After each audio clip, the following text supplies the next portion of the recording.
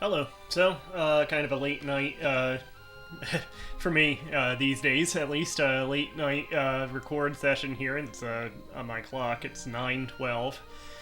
So getting towards my normal bedtime nowadays, unfortunately. But anyway, we have Final Fantasy VI. I believe this is part 6, and we are getting relatively close to the midpoint of the game, and the midpoint is significant in this game.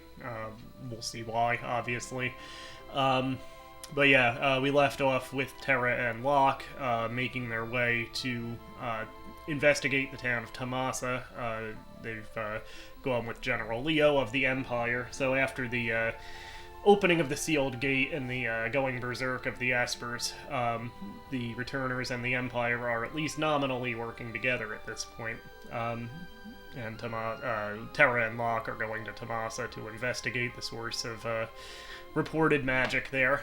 They have also linked up with Shadow, and surprisingly, Celeste is returning to the story at this point.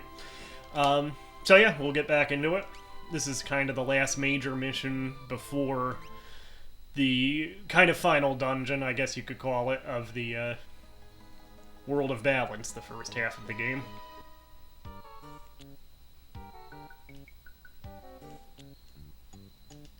So there isn't really a point yet in going to the shops, because they charge exorbitant amounts of money.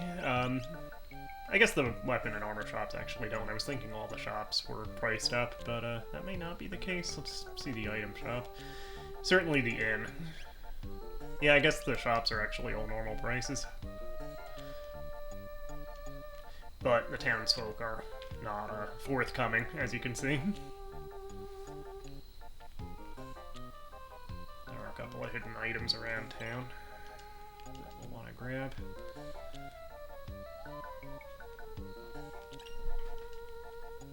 Nothing too spectacular, but, you know, nothing to have nonetheless.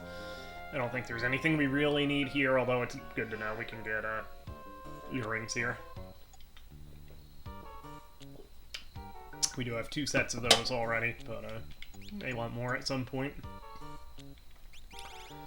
Actually, it might not be bad.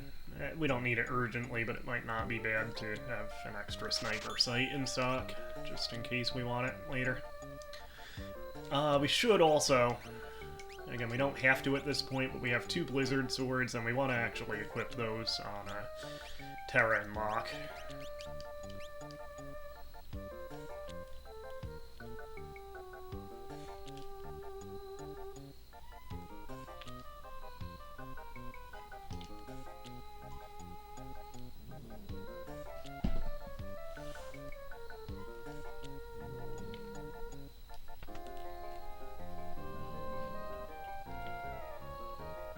Yeah, 1,500 gold for staying at the inn. No, thank you.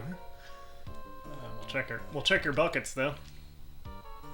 Although, in retrospect, maybe we don't want to look in buckets that are next to 4 beds in a communal room in an inn. Ugh.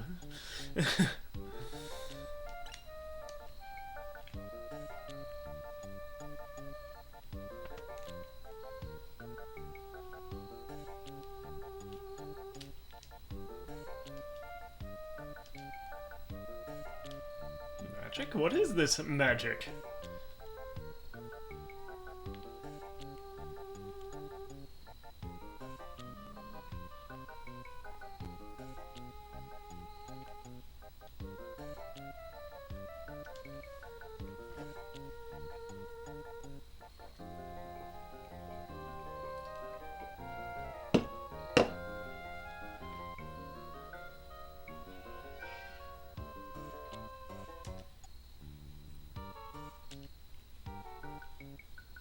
Alrighty.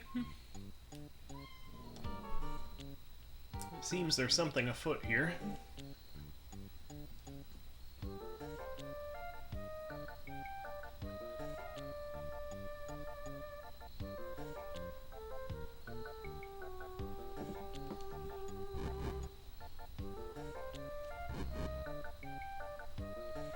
Ted Woolsey must have been watching a lot of Beavis and Butthead at this time, because this is the second... I mean, there's the more direct reference with the soldiers that come with Kafka to Figaro at the beginning, but that could be another possible reference there.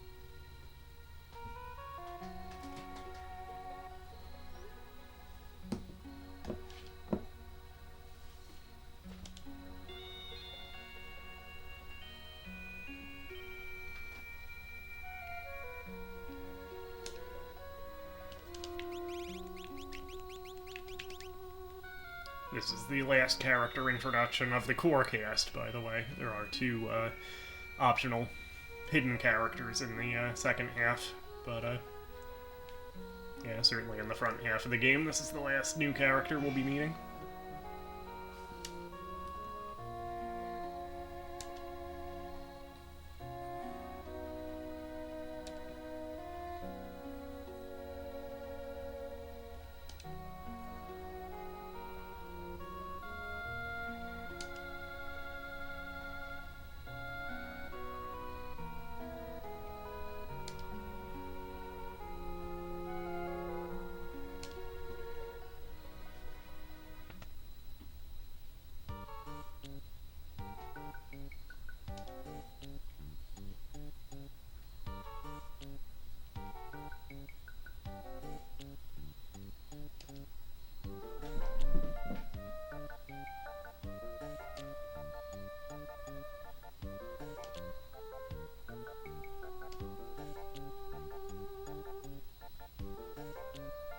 So I guess I kind of forgot that when he says, let's have a look around, that's kind of directing you to find those two little scenes with the kid casting fire and the mother almost casting cure. I guess we were really kind of supposed to go here first and then see those, but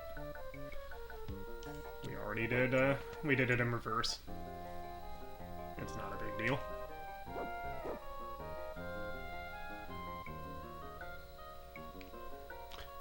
So since we did see those already, we, I believe, should be able to stay at the inn for a reasonable price now.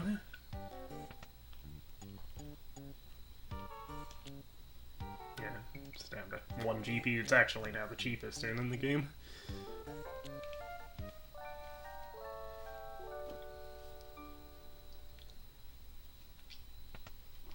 And it does stay at that 1 GP, or 1 gil price tag after this.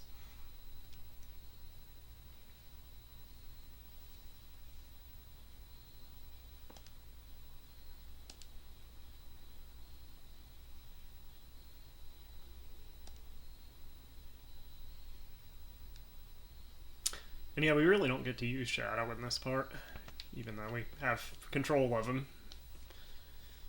after getting off the boat.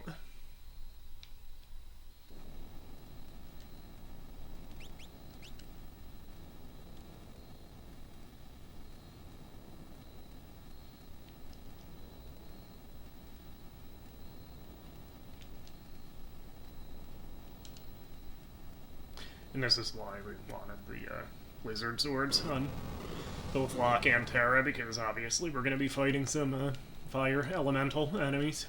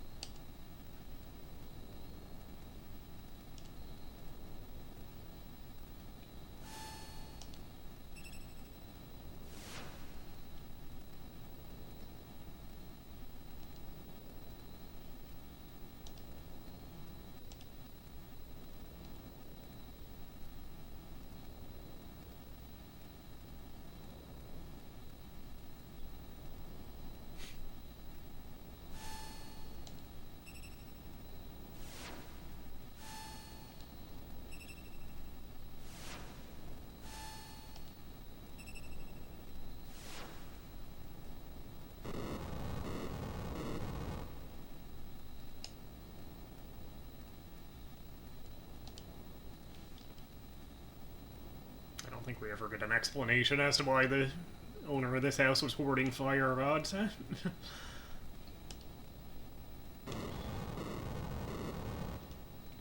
so we have control of Strago now, and we want to put him in the back row, and he pretty much stays in the back row. There's really no reason to have him in the front at all. So we actually should pick up a third Magus hat, I guess, once we get Celeste back. And, I guess we don't have anything better than that for his armor. The Mithril Rod is actually... I forgot you could use the Air Lancet. Anyway, for Strago, the Mithril Rod is actually...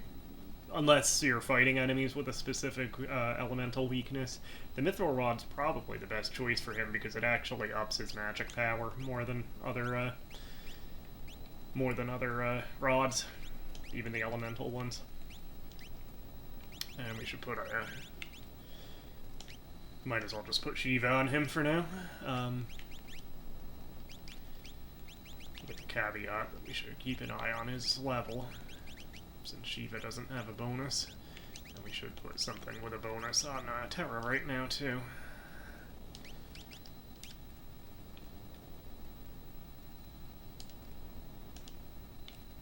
So this is a section where most of the enemies are actually on screen rather than random encounters. So they experimented with that a little bit in this game. Obviously they already had with Final Fantasy Mystic Quest, and of course they would use that concept in Chrono Trigger as well. Anyway, Strago obviously doesn't have any magic spells, but his lore command comes with a few spells already equipped. Really, Aqua Rake is the most useful one, certainly for this part, but kind of in general, is the most useful of his starting lore attacks. He's a blue mage, so he has to... certain enemy spells he can learn, but he has to basically be hit with them to learn them. Might actually just be being on screen when it's cast, not specifically being hit by them. The problem with his Aqua Rake as compared to, you know, an ice spell is that it's pretty expensive. It's actually 1 magic point more expensive than Ice 2.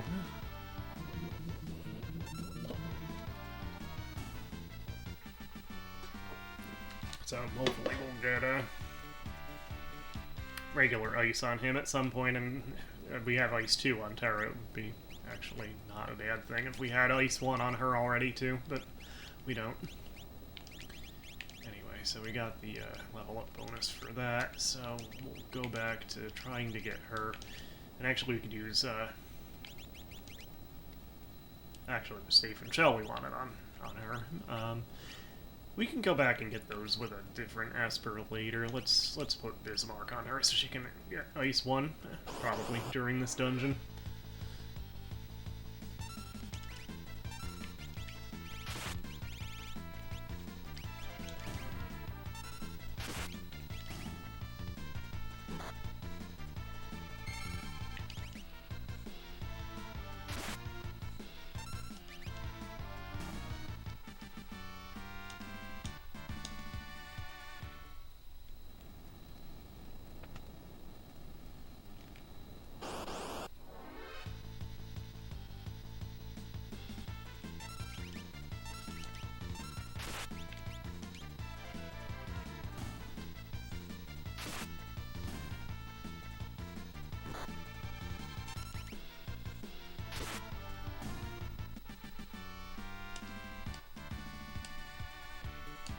Locke actually has Ice 2 now, that's actually useful.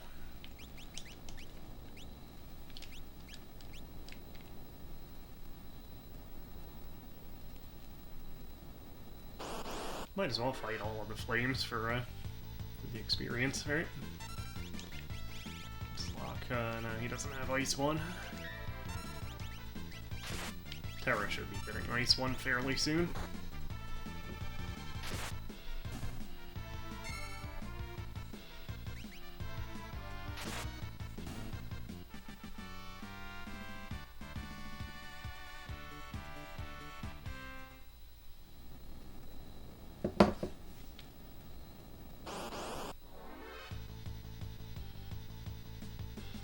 So this is a good group to just use Aqua Rake on, although we could do Ice too. That should wipe out the whole group.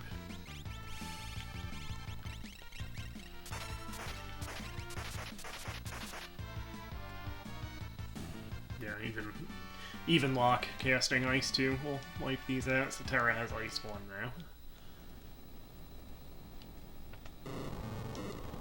So you can actually, the door that the flames come out of, they'll just keep coming out of. So you can actually farm them for levels if you really wanted to. But since we're in a burning house, maybe it will be better to...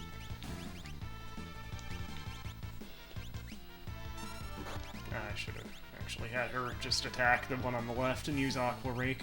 Oh well.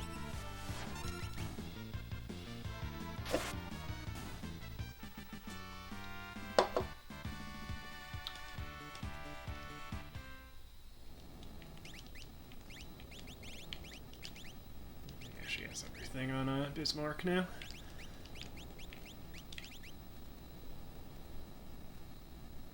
I'll give her Carbuncle because those are good support spells for her to have. Locke actually learned all of Madwin already. So let's give him... How is his magic doing? 32. I'll give him Stray. Magic boosted a little, and after that we might want to mix it up and give him some strength boosts and things like that too.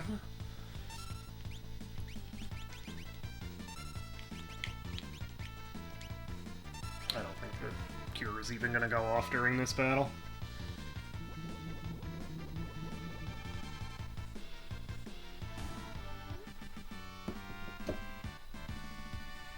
And we have Ice on Strago now, that's good. So,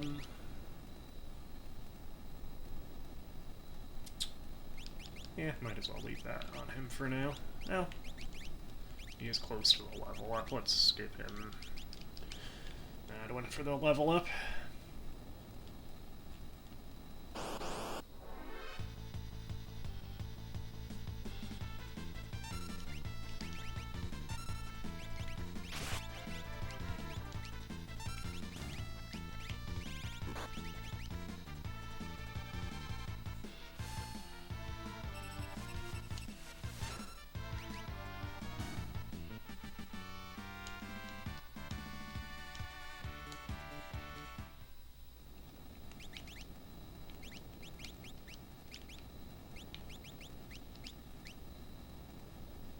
Yeah, I'm gonna give him Shiva back just to learn those spells, because again, they're good for him to have.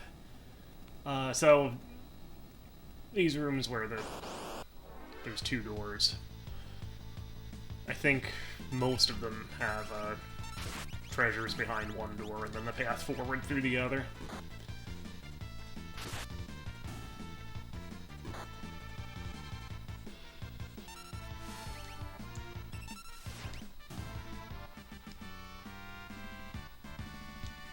Strago was, I think, a very useful character. There's some differing opinions on both he and Realm, but I think they're both useful. Strago, his blue magic, I'm not gonna, on this playthrough especially, I'm not gonna bother hunting down all of his blue spells, but there are some sort of essentials that I'll make sure to get. And some of them are very, very useful. And if you train him up, he has decent magic strength, too. Realm is very powerful. Her sketch ability, I always find, is kind of limited in use. But, yeah, Realm has extremely high natural magic. Like, potentially, she has that. I think she actually has, like, higher magical potential. Like, she has higher, natural, magic growth than even Terra does. So Realm can be very powerful if you train her magic. So yeah, I think they're useful to have.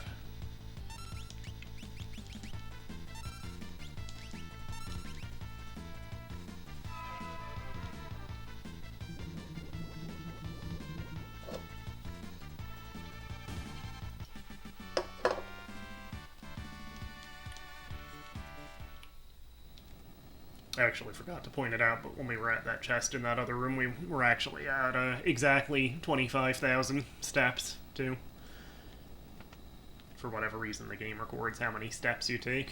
And I remember in Nintendo Power, there was like a Power Player challenge to like get to certain parts of the game. I think it was like to meet Mog with the fewest steps possible. So just for this area, we'll give Strago the Ice Rod. Alright, so we're actually up to the boss here. And we should be able to frankly whip this boss's ass with the party we have here and the abilities they have. So first thing we're gonna do is morph Terra into her Esper form, and then we'll have Strago use Aqua Rake and wipe out all of these. We'll steal with Locke from the boss, because I think there's a Flame Saber that it has. And then we're just going to cast Ice 2 with Terra. Yeah, there's the Flame Saber.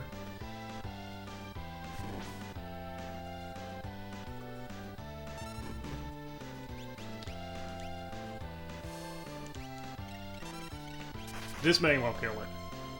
Not quite, I guess.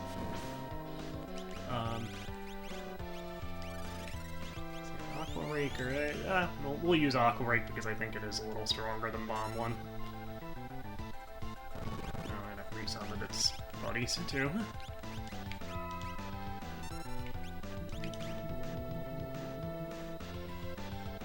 Yeah, that did it. That Ice 2 with the morphed Terra was, like, I have... If you hit it once or twice before that, a lot of times you can actually just kill it right away with the morphed Terra casting Ice 2.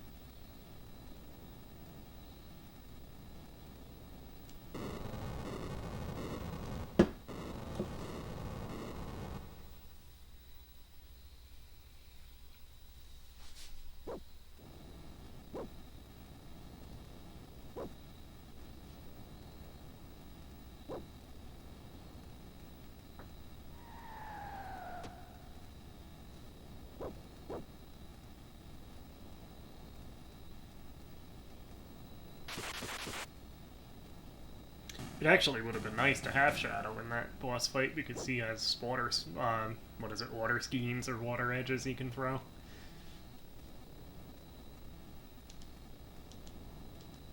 But again, we wiped it out pretty quick anyway.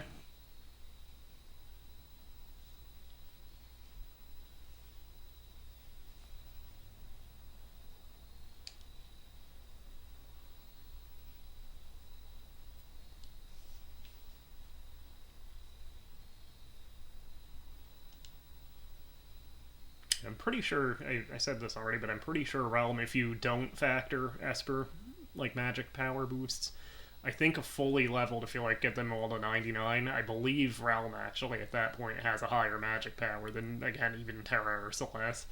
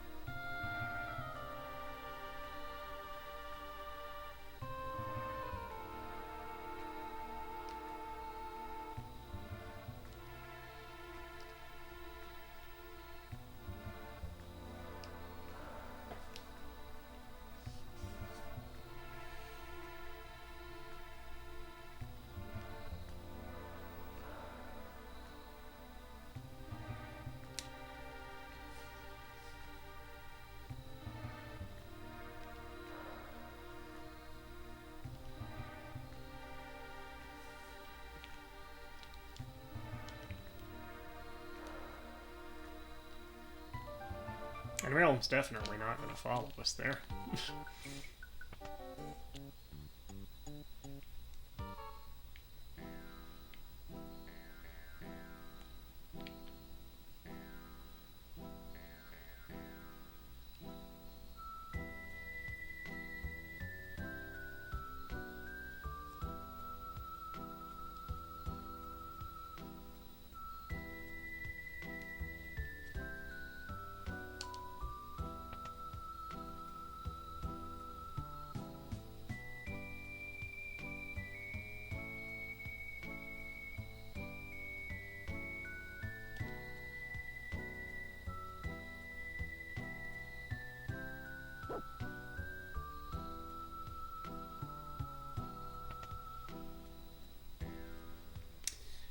Alright, so before we head out, we should probably stop by the shops and get some whatever better stuff we can for Strago and Realm.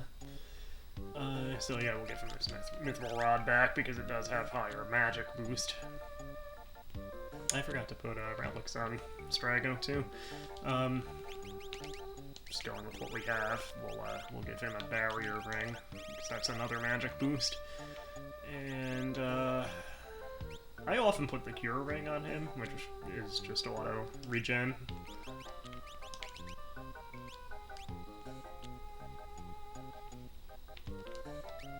Alright, so what do we have here? We have the 2 tiger masks for Gao and Zabin already, so we don't need any more of those. I think Realm can use that. I know she can use this, and that might actually be worth getting one for Terra too. And we'll get a Gaia gear for Strago. Actually, we do get some better armors for Strago and Realm in this next section anyway. But we'll want to have 4 Gaia gears in stock. I'm gonna really just leave that Blizzard on her, actually, because that boosts her magic a little bit. Versus the Break Blade that she had been using. Locke, I'll give him... Shadow's not using the Assassin Dagger anymore. I think there are a couple enemies in this next area that are strong again. They actually get revived by the auto-death aspect of the Assassin Dagger, but I'll put it on him anyway. And then for weapons, we could get the Hawkeye for him. Want the darts for whenever we get Setzer back. Probably want 2 of those.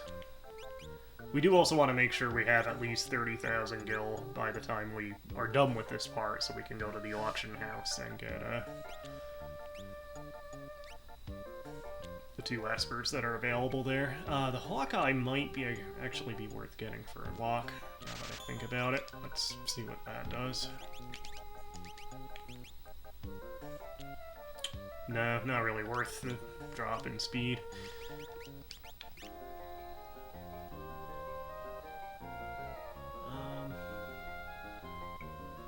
Yeah, it's not really worth it for her, is it? I'm just gonna sell that Hawkeye back. I know we took a little bit of a money hit, but...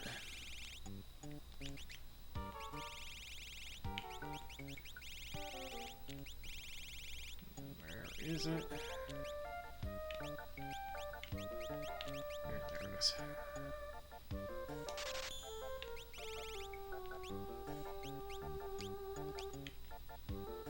We can always come back for more stuff later.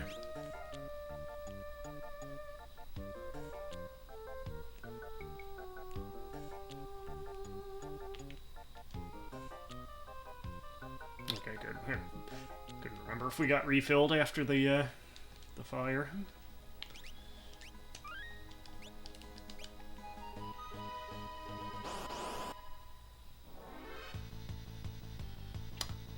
I already forgot. Did that shop have Magus hats? If so, we should get one for Realm. I believe she can use that.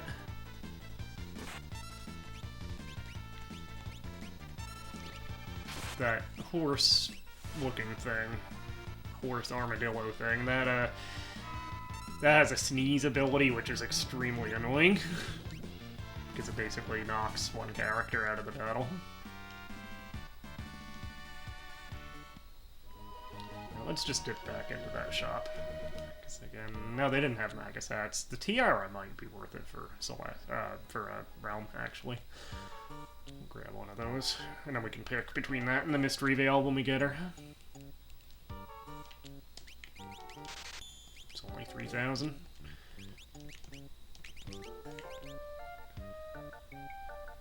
Yeah, that's not really worth it for Terra, but again, we may want it on a Realm. Okay, so I'm gonna head out now.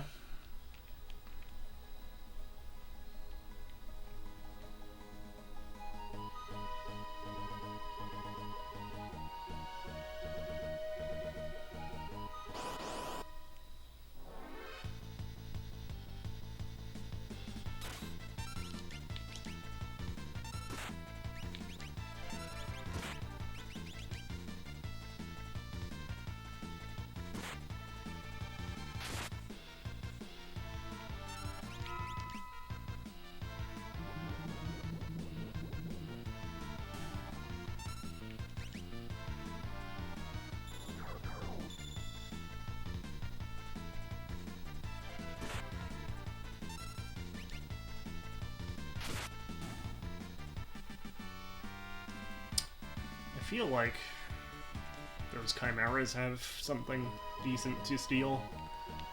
I don't remember what it is. Let's see if we can get one more and try it again. And if not, just go to the cave there. Nah. Nah, we'll just go to the cave after this. I don't feel like continuing to fight these things.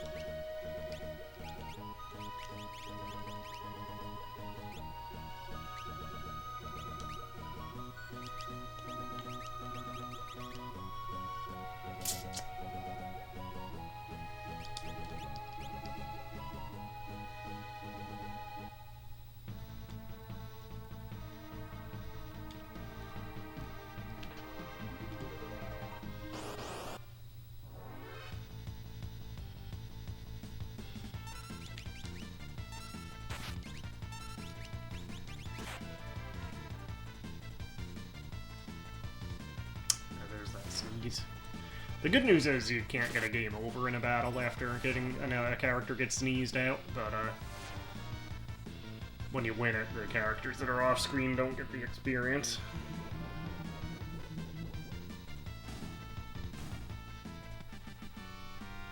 There's a few enemies that do that sneeze thing. It's always annoying.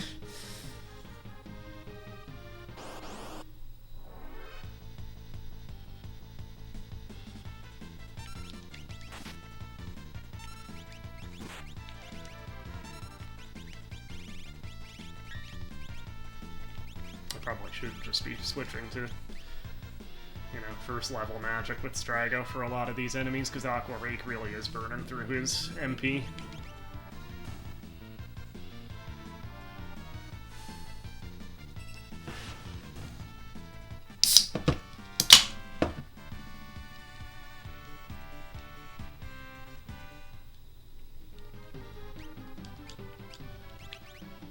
Ah, damn, I missed the level up bonus on him.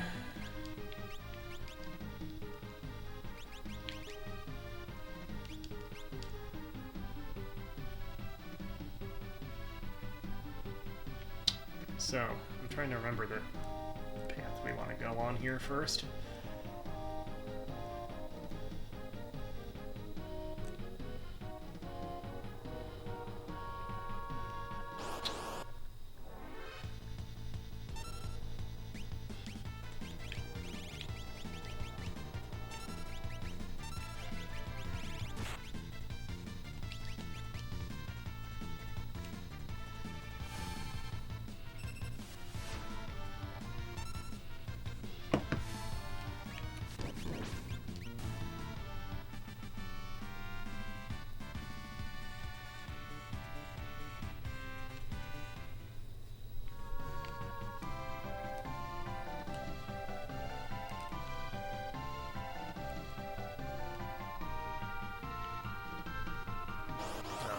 just loops around, so it's the one on the right is where we want to go.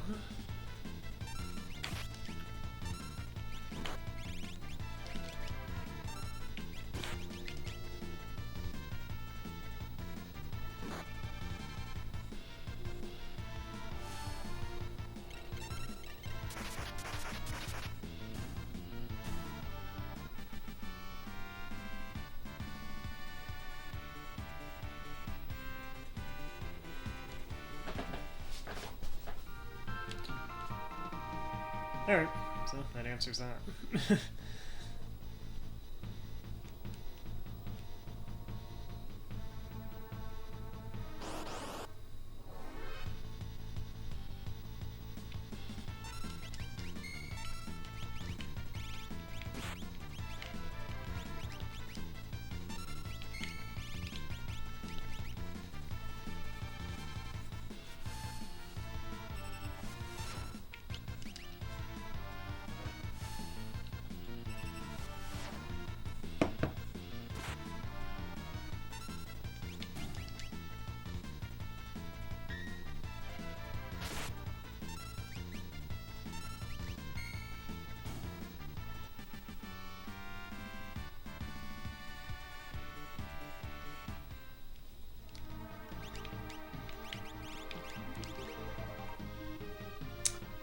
We still want to get warp on her.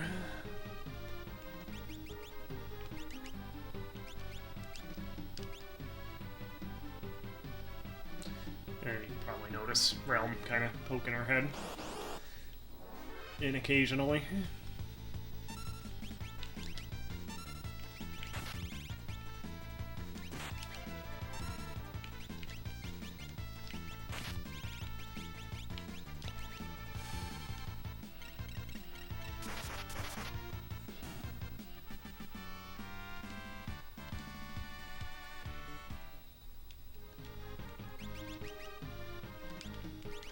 So make sure we get Tara's level up bonus.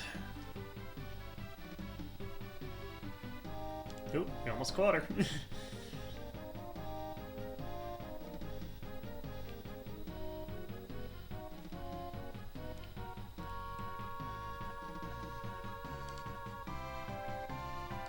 The statues. Or the Warring Triad in other versions.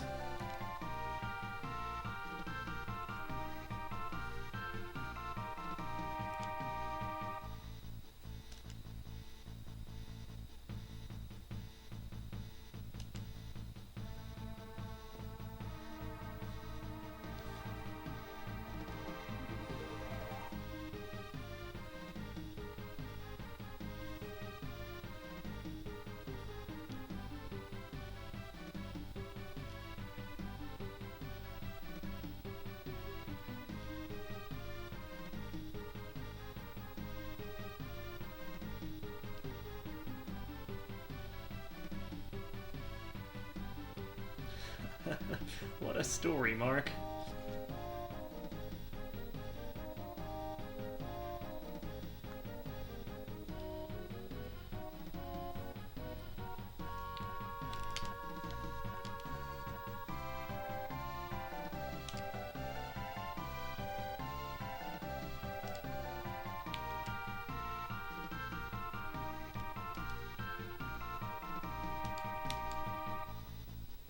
I guess the one on the right is part 2.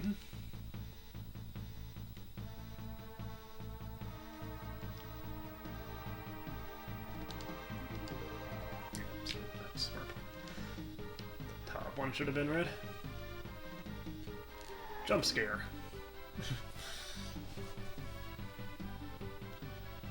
So, is this the last fight? No, it isn't the last fight with Ultros. There's actually one more after this. The 4th time he's not alone.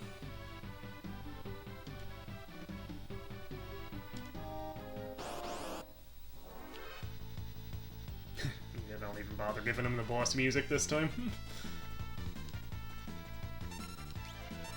I don't think he has anything here. No, white cape, actually. That's not a bad price.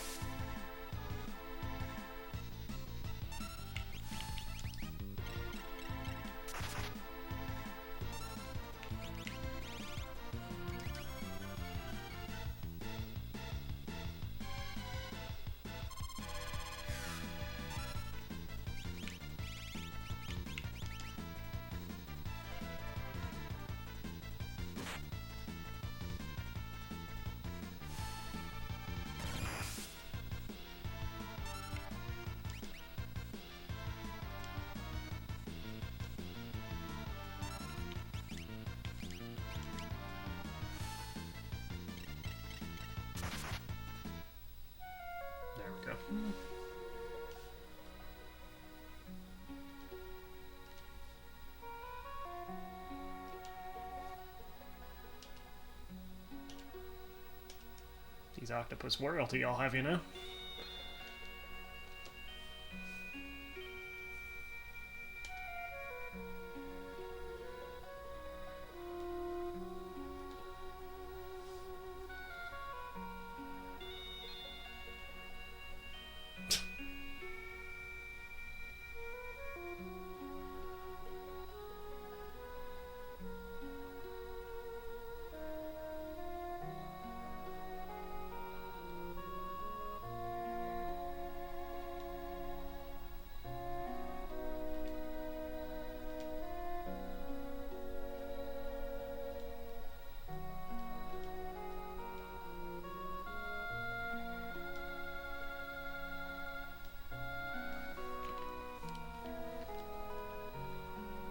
So this was all just to... Jeez, he has Ice 3?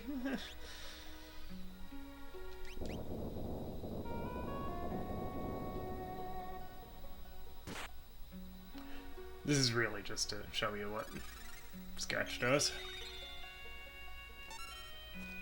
There we go. So this automatically ends it when she goes to Sketch.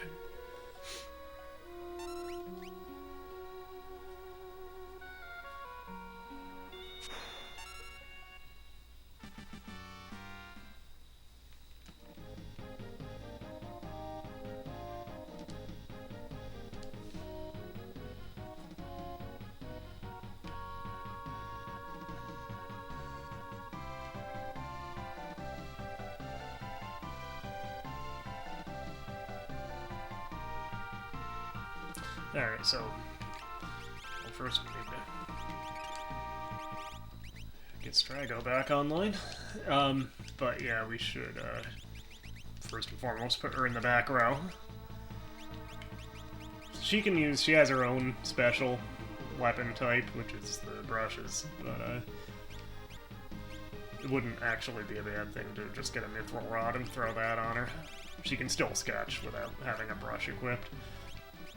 So yeah, we'll give her that mystery veil, and we do have the extra white dress, so we'll give her that for now.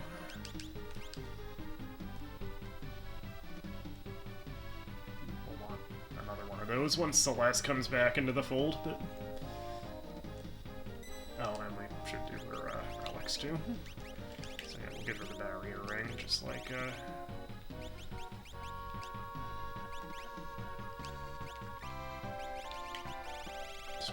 has. There it is. So the memento ring protects from auto-death magic attacks. Only 2 characters can use it. Realm, obviously, who comes with it. And the other one is Shadow, which is kind of a hint as to the connection that Shadow and Realm have.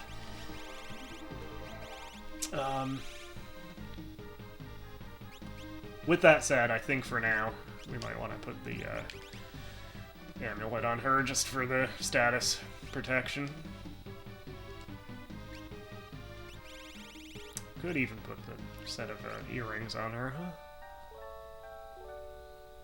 In fact, I think I'm going to do that, now that I think about it more.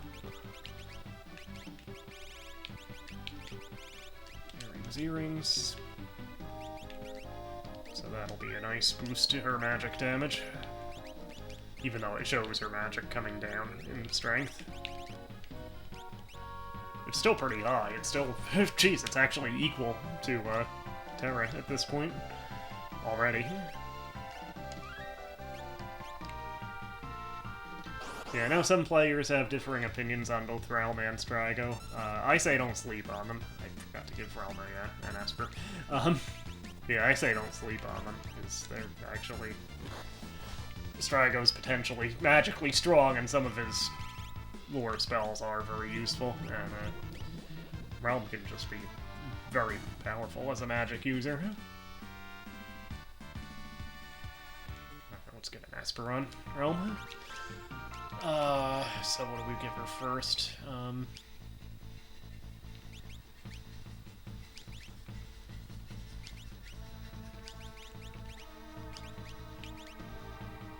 We'll do Bismarck just to get those basic elemental spells on her. There's no reason to have a strength boost, so we'll want to keep an eye on her level, but...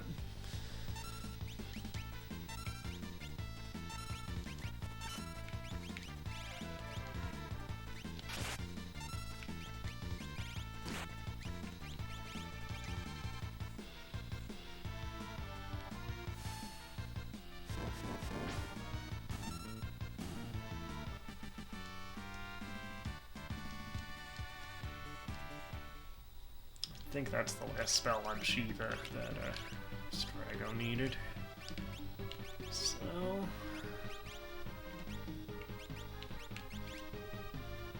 put this on him to learn the healing and support spells.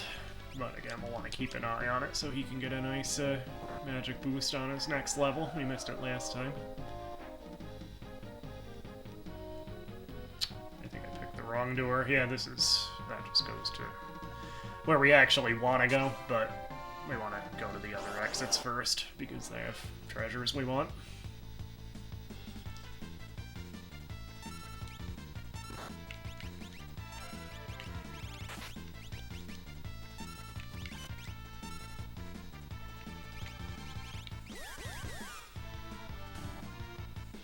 Nice.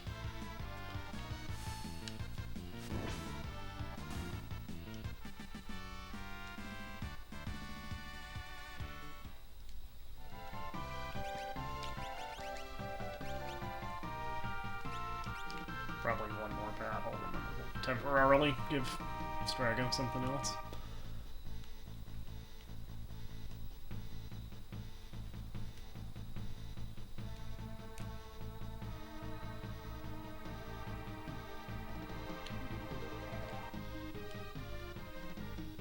So I'll do the top pitfall here first.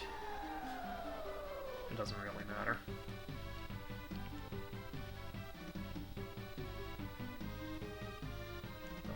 These chests.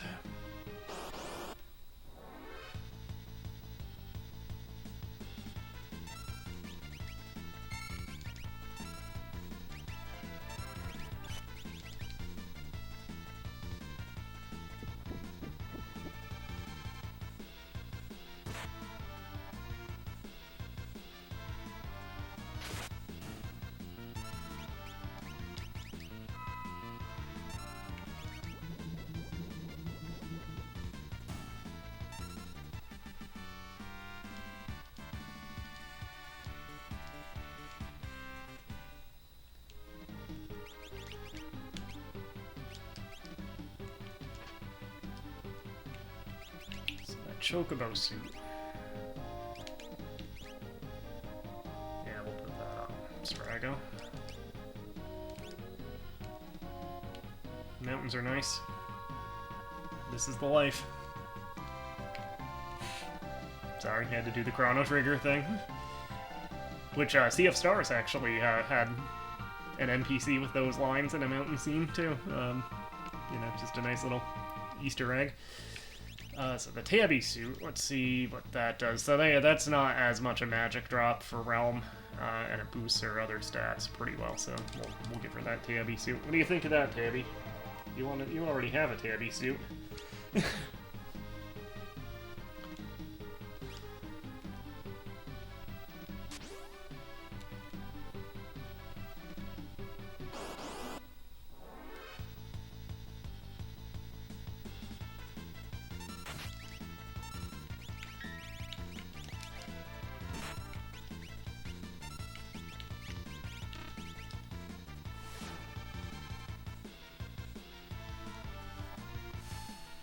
You're always wearing a Tabby suit. That's why your name's Tabby. Ah, son of a... I missed the level up on Strago again.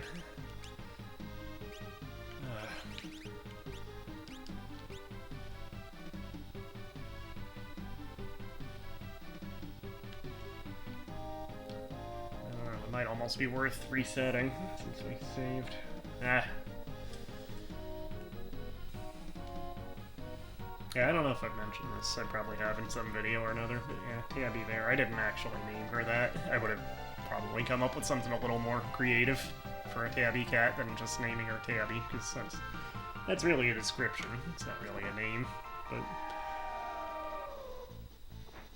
that's the name she came with, and I'm pretty sure she knows it. She seems to recognize her name when I say it, so it stuck. Same with Adrian, she had her name when I got her too. I like that. It's kind of funny, you know? A person name for a cat, but Tabby, I would have come up with something more creative, but since she seems to recognize it, I kept it.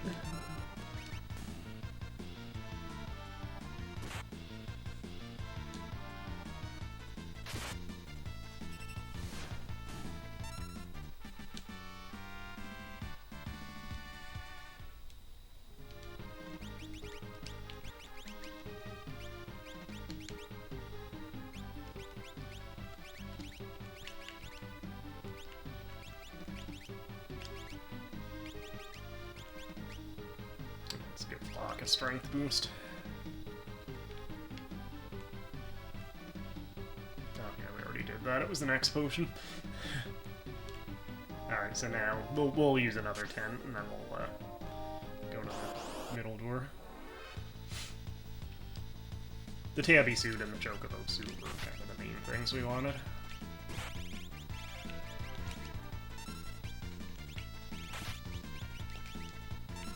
There's a couple other suits. There's a Moogle suit, which if Realm and or Strago have that equipped, their sprite actually changes to a Moogle sprite, like Nog. I think there's a Nutkin suit. I kind of forget what that does, and I think that's the hardest one to find. I think you might have to steal that or win it at the Coliseum or something. And then there's the Behemoth suit, and I think that's the one I usually have as their final equipment, the Behemoth suit for Realm and Strago. Alright, so I'll use a 10 here.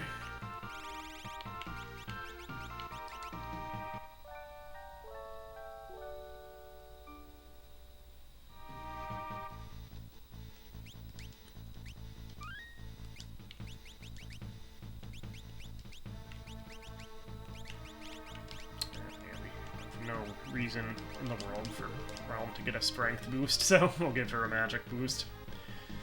Make sure we get that level up on her.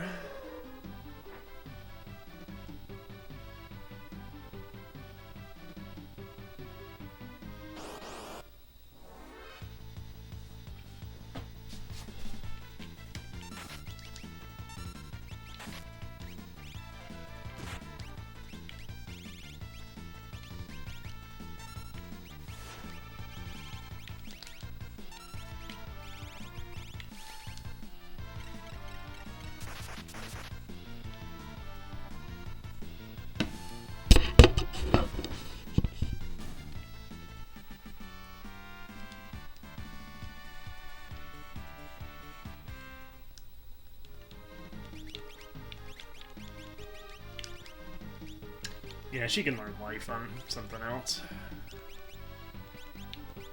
Might as well actually just keep Stray on her for now.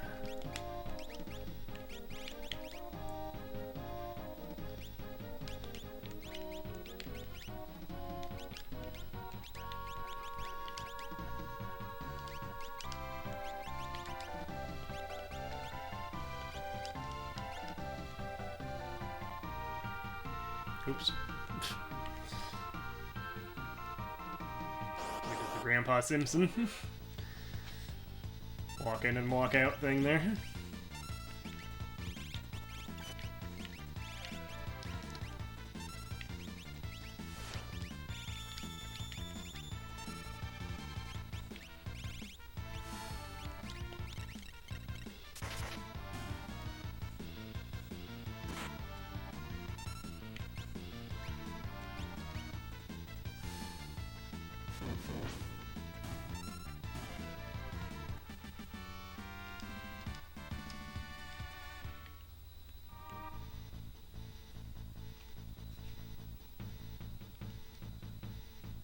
this is the end of this this part.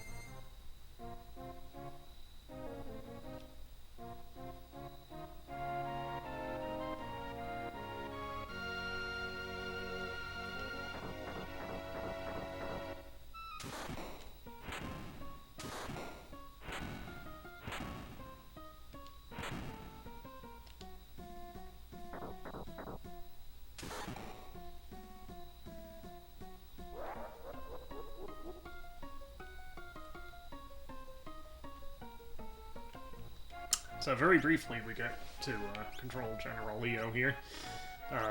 We can't actually access his equipment, but we can see what he has.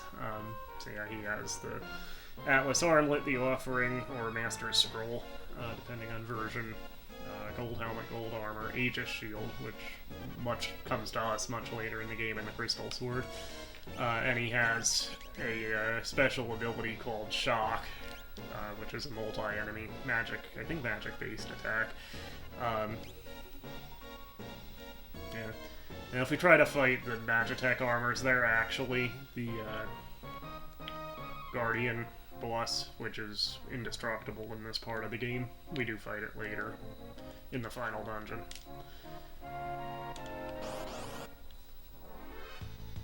Yeah, this is our one battle getting to control General Leo. So that's Shock. You can actually get that, even though we don't get Leo permanently in our party. We can actually get the Shock attack actually on Gal. There's an enemy in the final dungeon, which if you fight it, then warp out of the final dungeon, go to the Vault and find that enemy, and have Gal learn its ability. He can actually use the Shock ability in battle.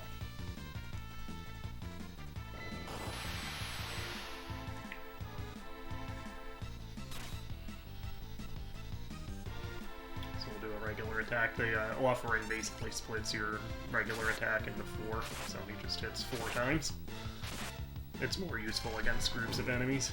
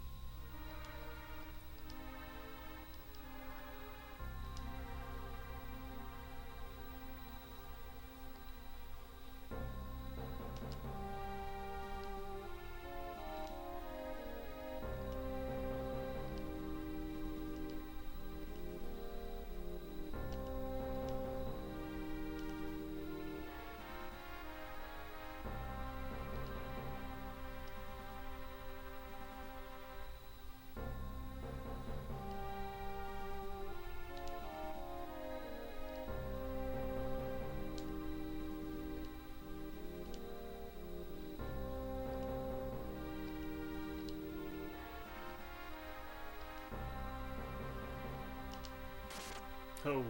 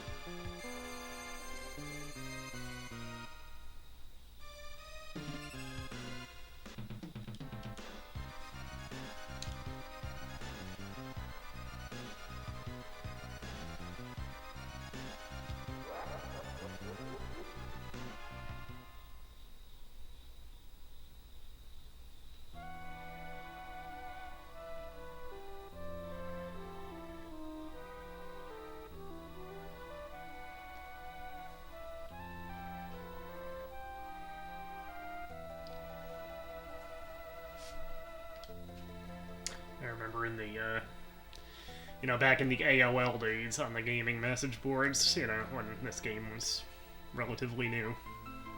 And I was young. But yeah, I remember there were, like, pages and pages of people, like, making claims as to how to revive General Leo and get him permanently in your party and such. And, like, there are actually ways you can do that with, like, a Game Shark and, hacking the ROM and things like that, but, for all intents and purposes, for our purposes, certainly, he's dead, Jim.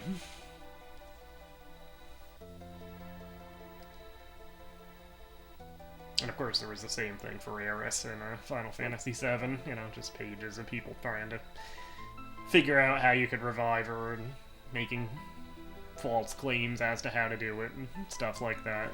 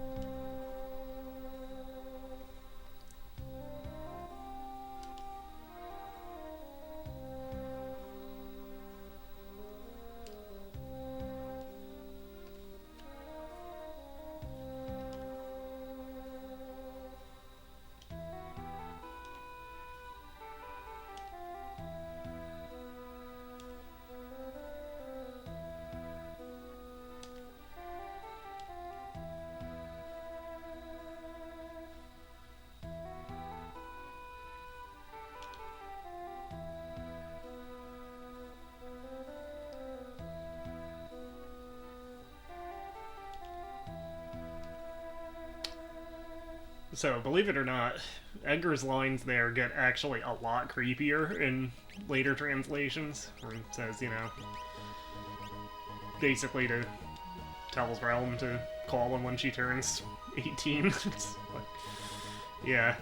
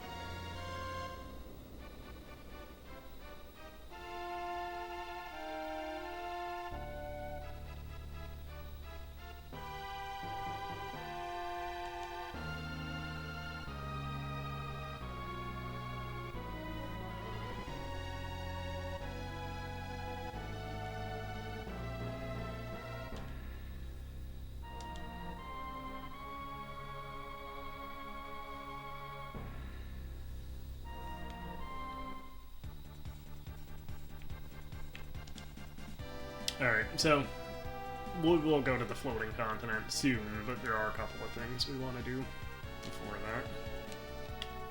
There's our map. So first, while Realm, rather, is still in the party, I do want to get another Magus hat and white dress, so both she and Celeste can have them. So I think you can get those in Marsh, I think.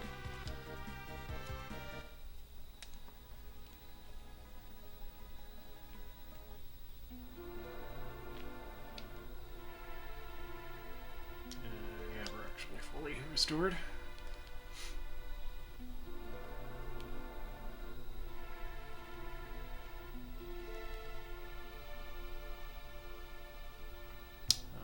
There's the armor shop.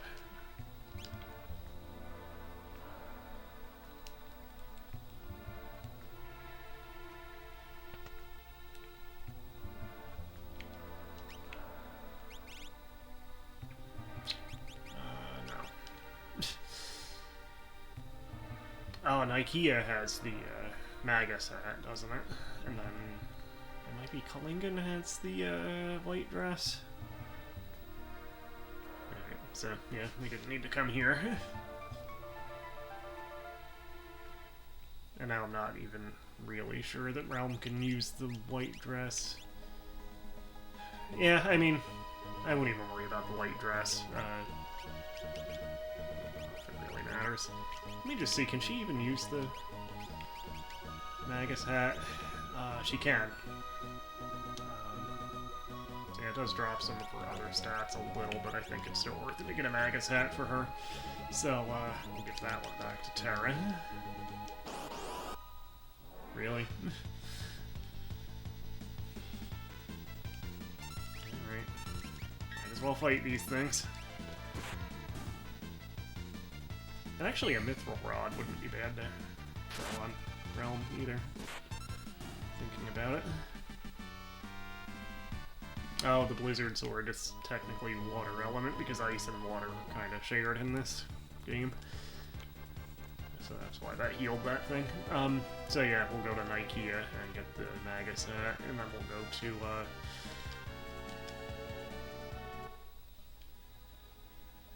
back to Thamasa, get the, Mithril Rod. And we should actually go to Doma Castle and get the treasures there. Armor, there he is. Alright, there's the Magus hat. So yeah, we'll put that on Realm. It probably doesn't really matter anyway, because after a certain event, characters will not be in the party. Many characters will not be in the party. But, you know, we'll just kind of get optimized equipment for them anyway. So yeah, we'll see if we can get another Mithril Rod. And then we should have enough to go to the auction house and try to get the 2 Espers there.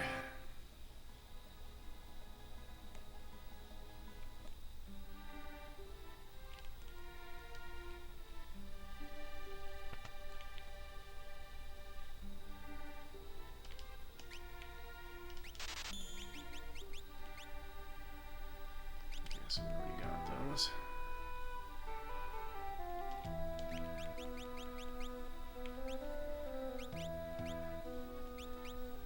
Yeah, I mean, it wouldn't necessarily be bad to get more Gaia gears, because there are Earth elemental enemies in the dungeon we're going to shortly, but I think the Espers take priority.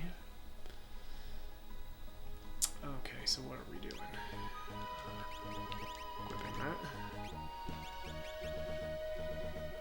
So yeah, that actually doesn't even drop her attack power. A nice little magic boost too. Alright, so now let's actually switch our party members. I'll just vacate all the Espers so we can decide who to put in. What are you doing?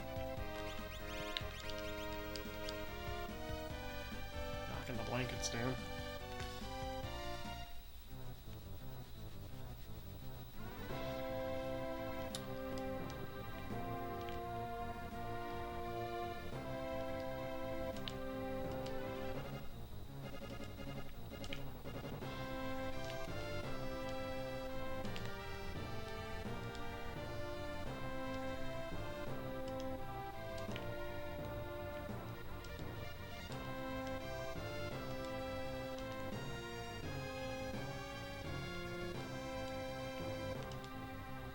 Okay, so let's just kind of check equipment here.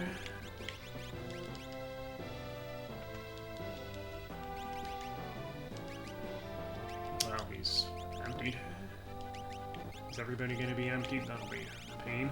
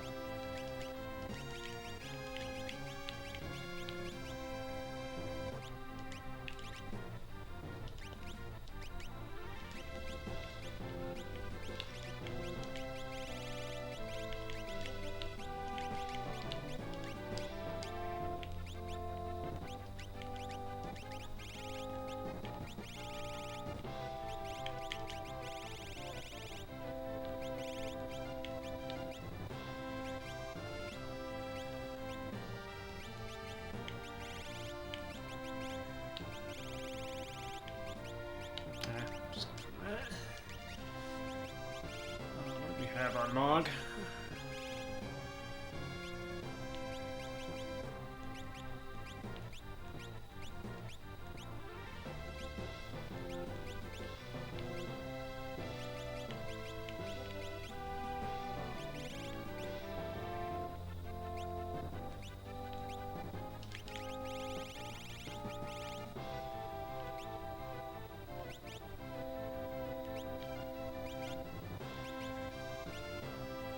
Why not?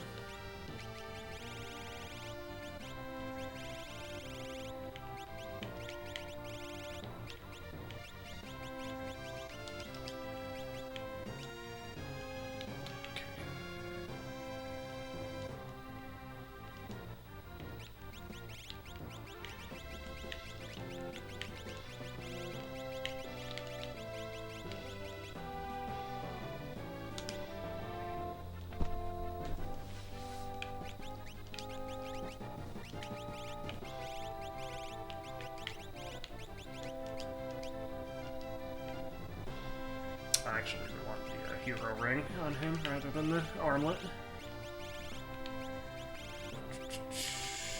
Hero ring.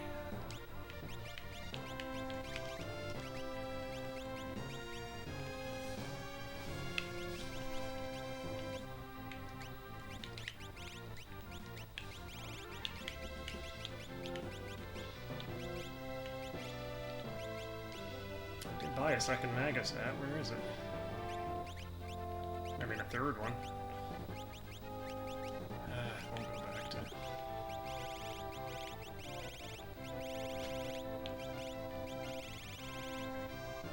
Oh, we need earrings, too.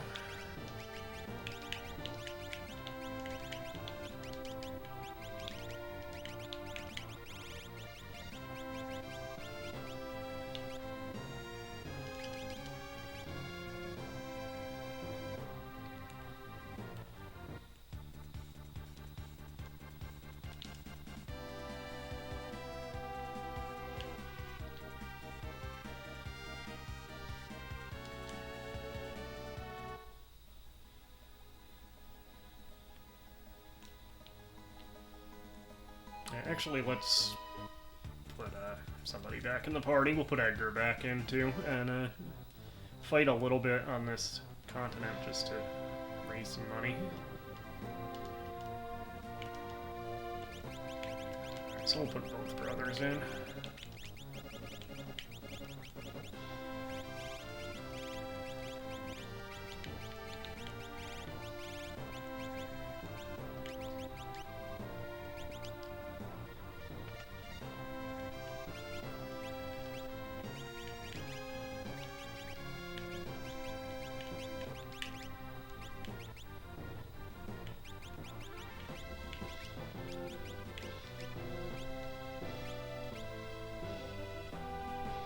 we want 2 earrings, and I guess we need another Magus hat.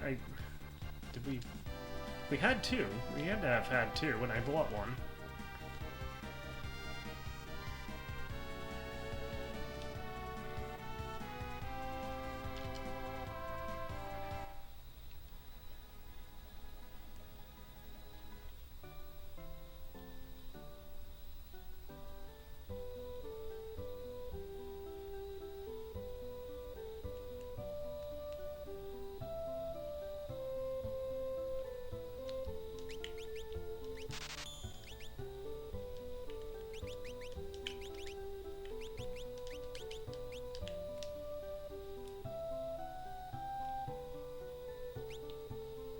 Oh, we should also do the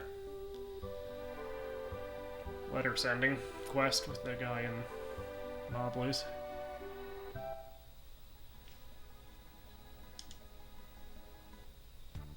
Alright, let's actually go to Doma Castle and get the chests there. Use there.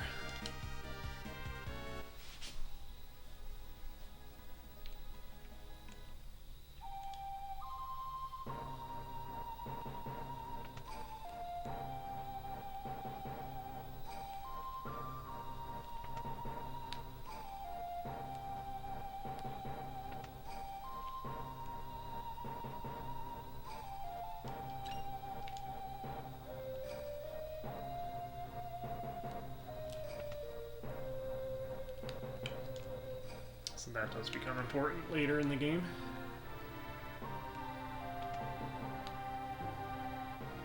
I think that alarm clock, I don't think that alarm clock graphic appears anywhere else in the game.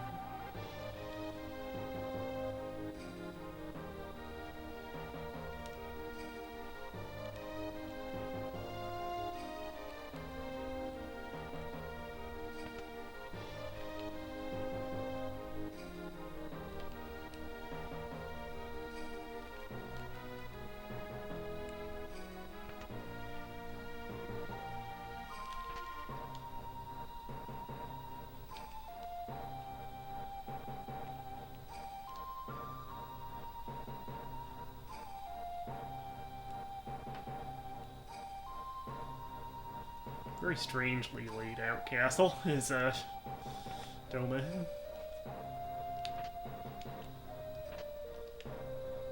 There's prayer beads in other versions, just beads in this one.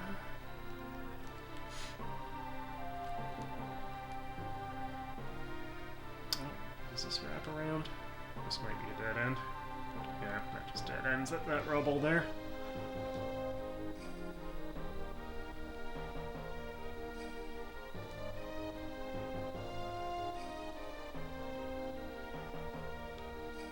Might be everything.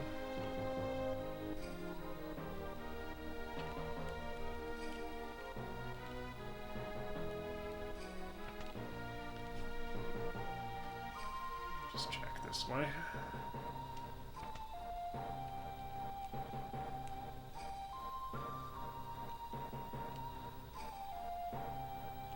Yeah, I don't think there's anywhere to go in up here.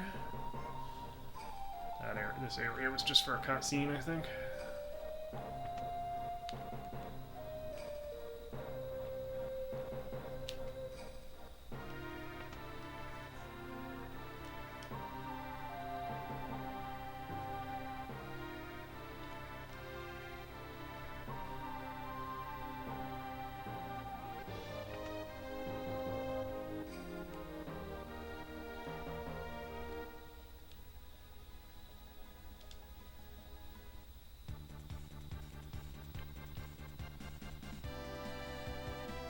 Let's get the earrings. We could probably sell some stuff too. Raise our money back to 30,000.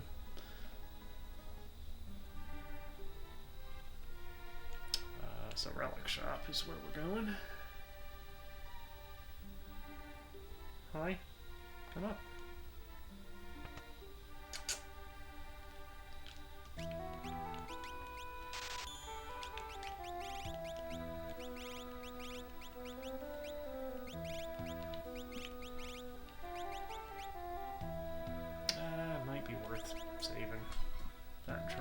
throw, if nothing else. I think we need that. I can sell these.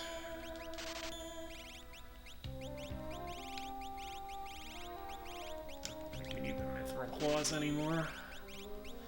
We don't need that. We don't need that. We don't need these.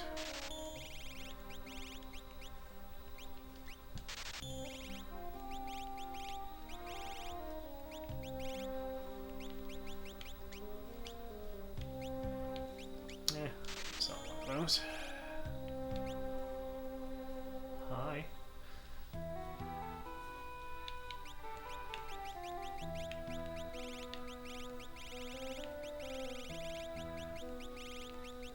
Tiara we can get rid of. I think there was a mystery veil too, we could get rid of that.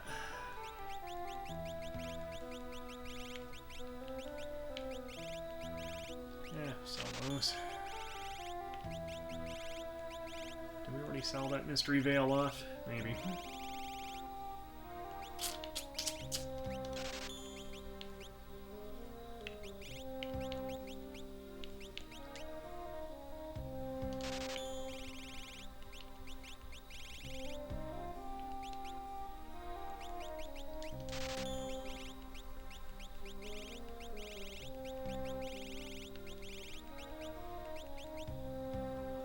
Oh, there it is.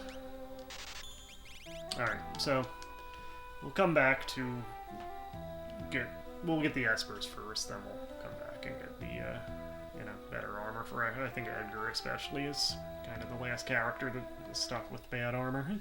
Not bad armor, but not as good armor. And then we'll see if we can tackle the floating continent. So, Jydor. Yes, Tabby, please rub your face on the microphone. Everyone watching will love hearing that.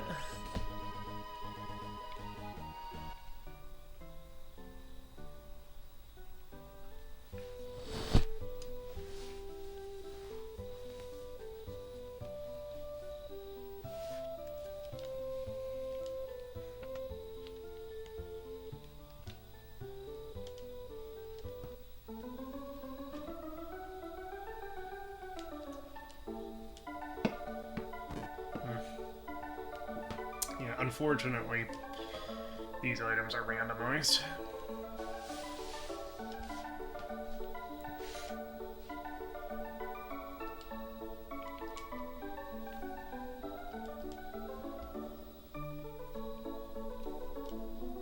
And there's no way to, skip if you get one of the bad items, or even worse, one of the joke items.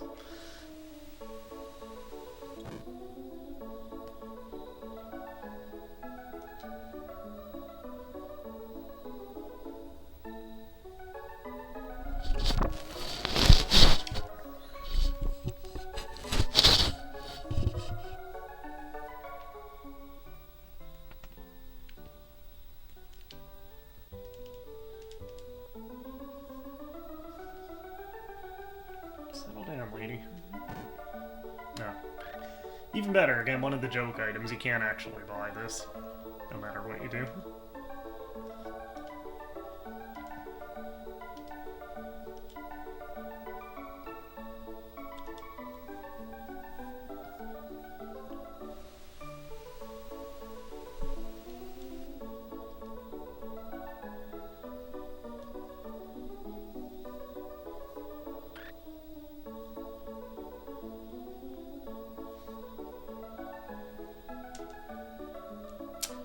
Almost fun.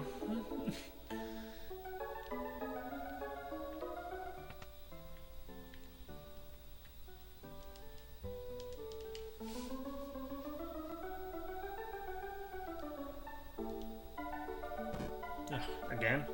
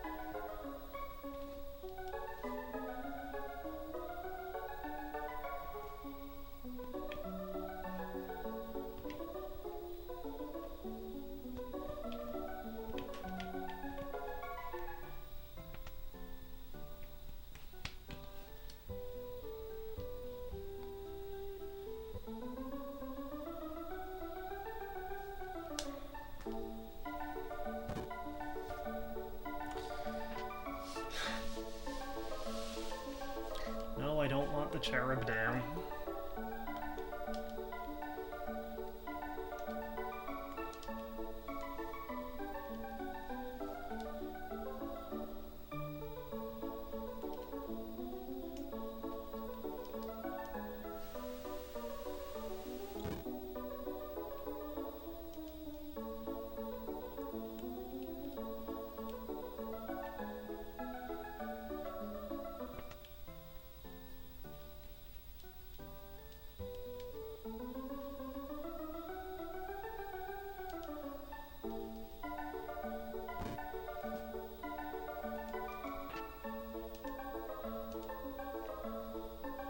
Lady, you already have 2 cherub downs. What do you need another one for?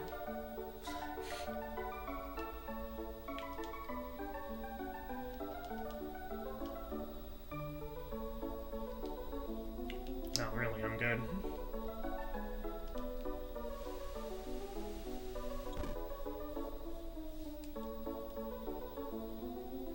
Oh, I'll be back soon. I'm just gonna walk out the door and walk back in, and that'll be your signal to start the next auction.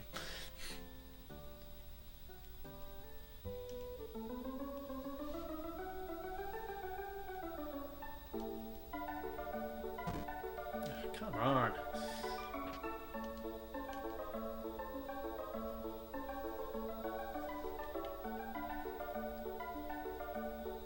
I can't really even, you know, keep tapping to pass through this.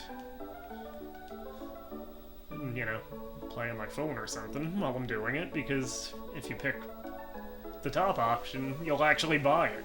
And it'll be out 8,000 or 10,000 gil for a cherub down. I think I already have one. Anyway, they're certainly not worth that.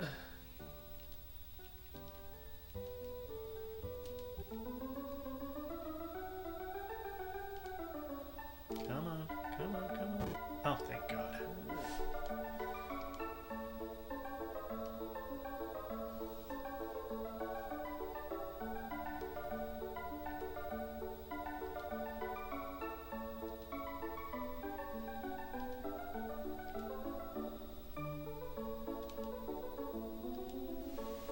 Alright, so there's one. Unfortunately, there's one more. Hopefully it won't take too long to get it.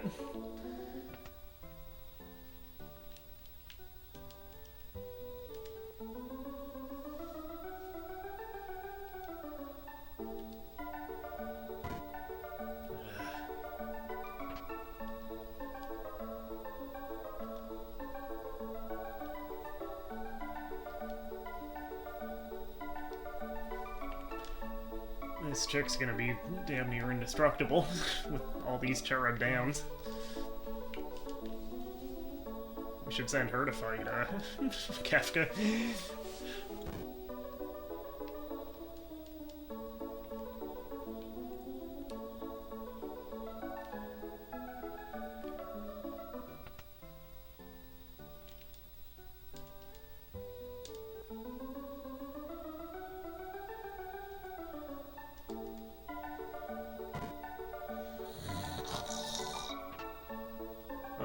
Something different, at least. The Cure Ring. We already have one of those, too. It's on Strago.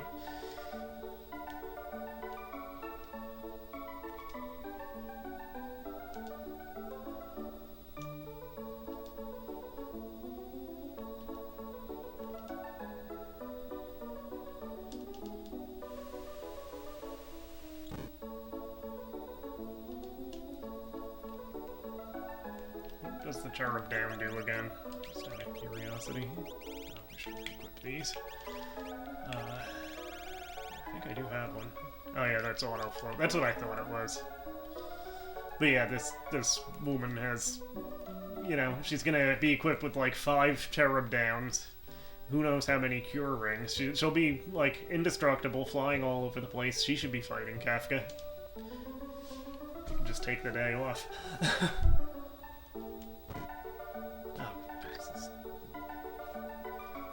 Chocobo. Kid, you have 2 of these already. You don't need another one.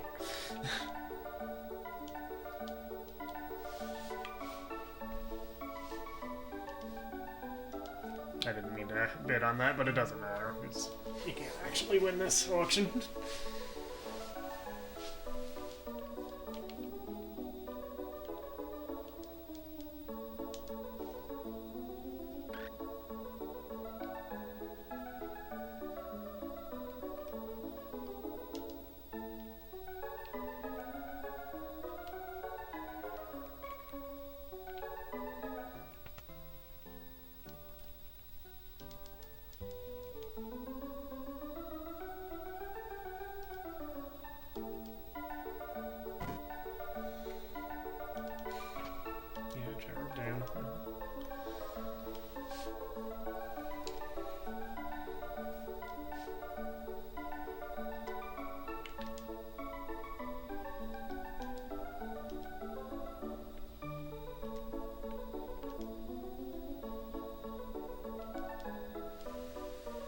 The worst part of this is you really do want these as soon as possible, because they are two of the best espers in the game. Zone Seek, the one we're still trying to get for its the spells it teaches, and also its effect in battle, and Golem, especially for its effect in battle.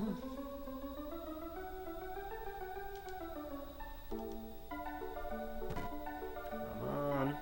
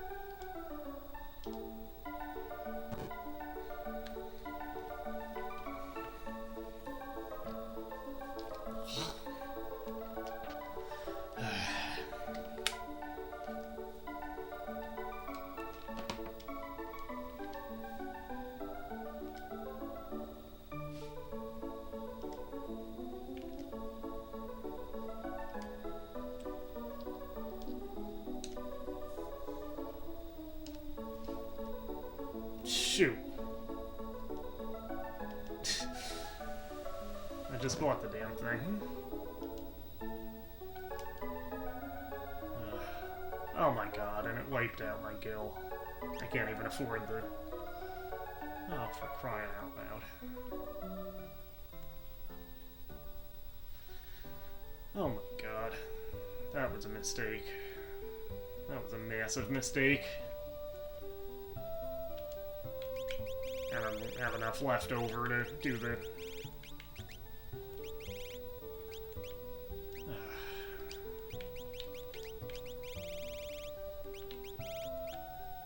Sell some crap.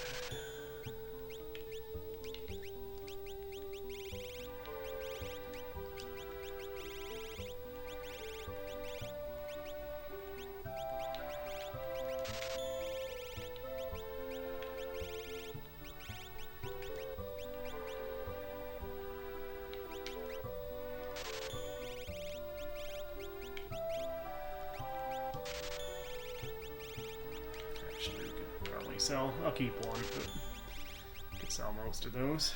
I don't really need more than one of that. I don't usually use it to begin with. Alright. Oh, where's that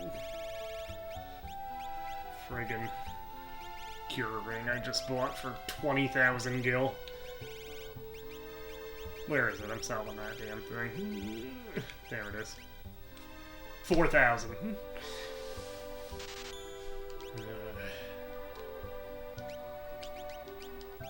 I bought 16,000 gil on that error.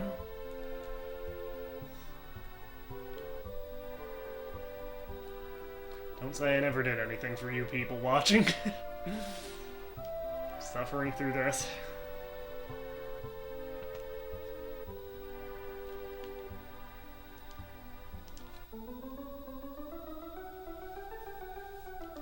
Please be the Magicite. Please be the Magicite. Oh my god.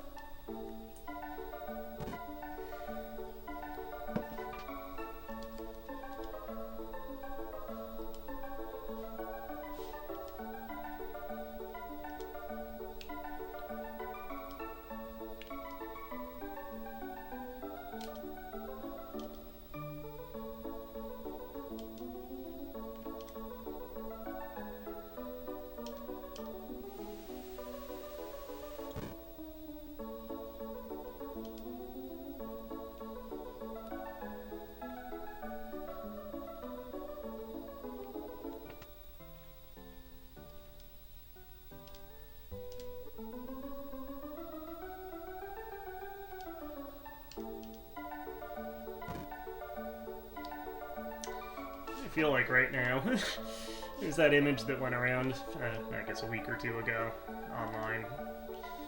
I guess it was from the soundtrack album, the Japan-only soundtrack album to the Japan-only Mario movie, the Great Mission to Rescue Princess Peach, which is actually the first Mario movie from, I think, 1987, 88, something like that. It was based on Mario 1.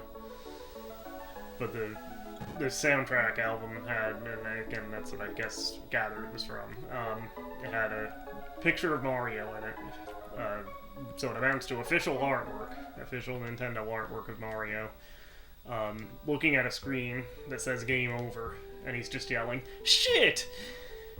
That's about how I feel right now. Oh my god, the Chocobo.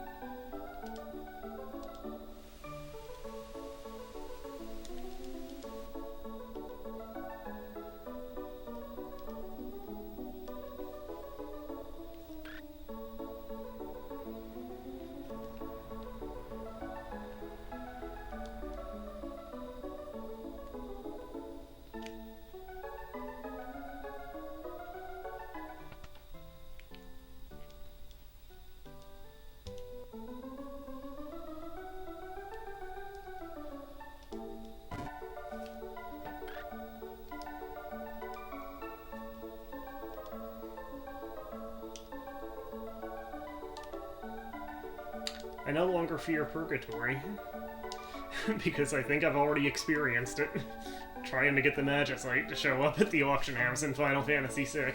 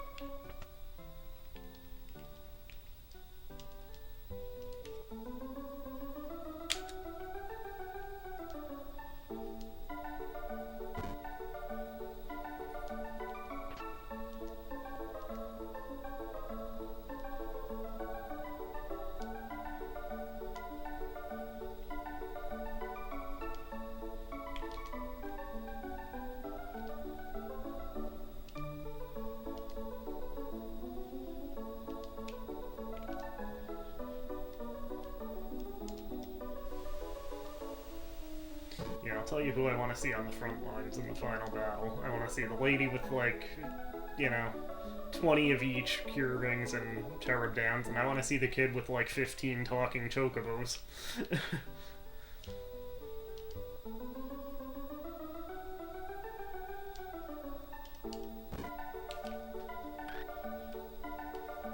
This is painful. I apologize. This is not exactly great content right now.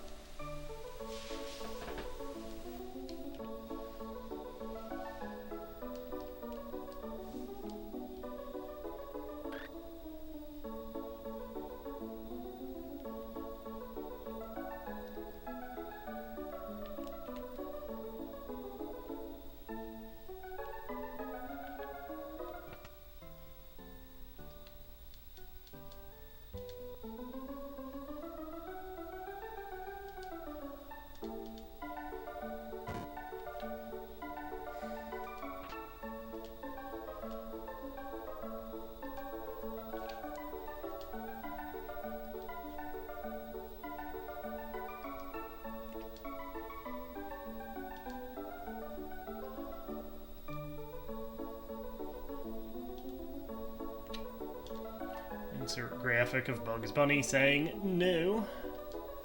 Here.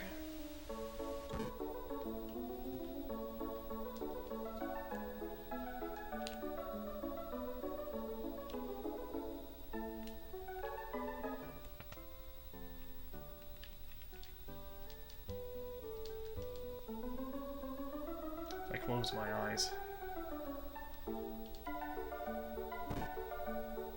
No, didn't work.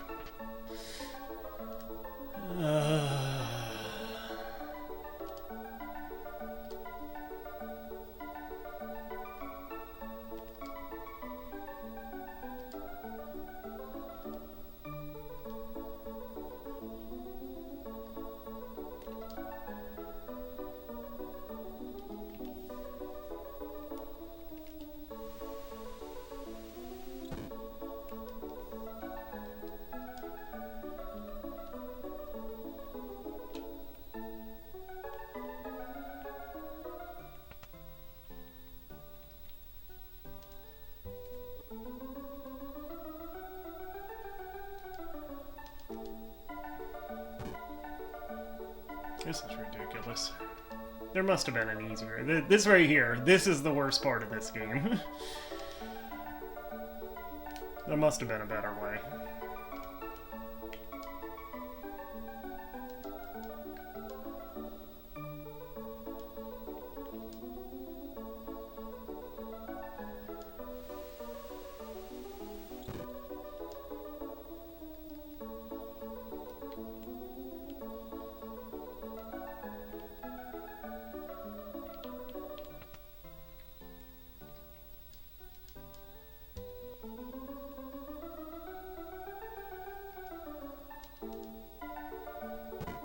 Oh, thank God.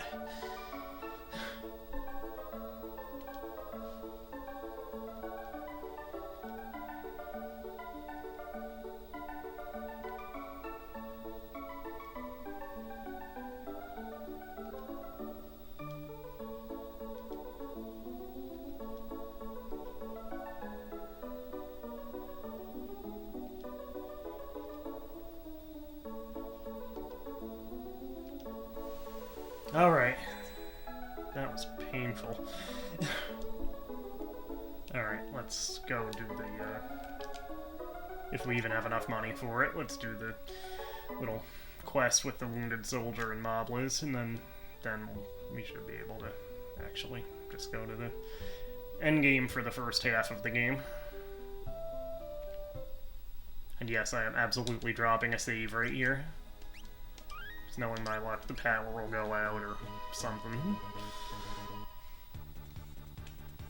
Alright, so Mobliz, we can actually fly west. Get to it that way.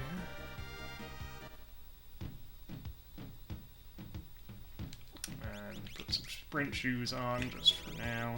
Don't need to fight anyway. So, get back as Dragoon boots in a bit. Alright, so what we want to do is go to the wounded soldier. He should have another letter on his table.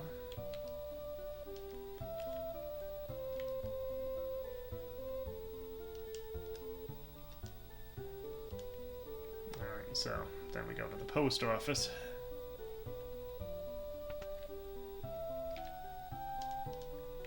Alright, then we go to the inn. And actually, we don't need to go to the inn. We can go to the free bed in the relic shop here.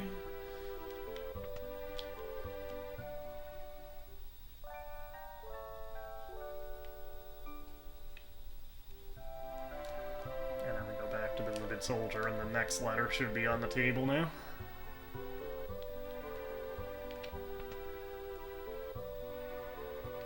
No.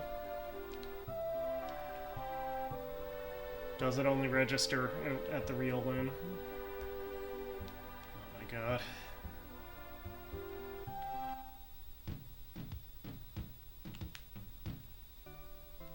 Maybe it does only register the real inn.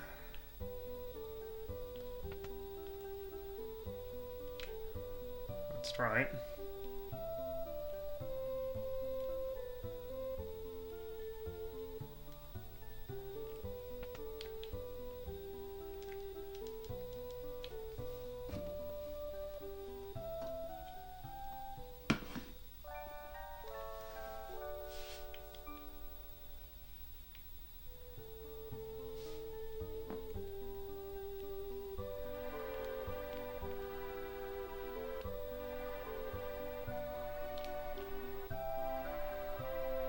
Come on, kid, move your ass.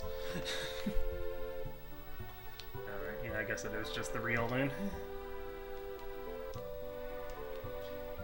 500 gil to send a tonic through the mail.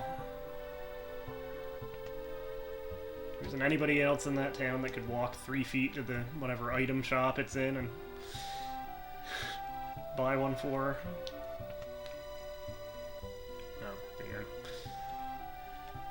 I kind of forget how many letters there are. It's less than 10, I know, I can tell you that.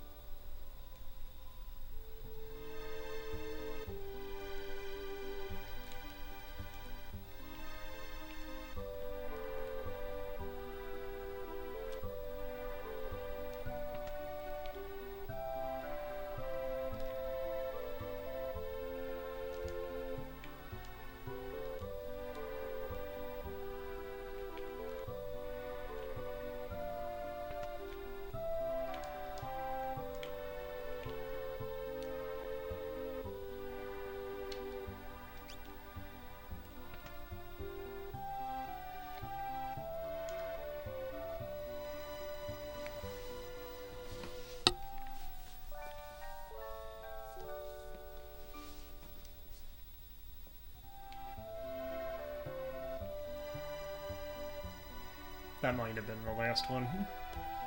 I hope.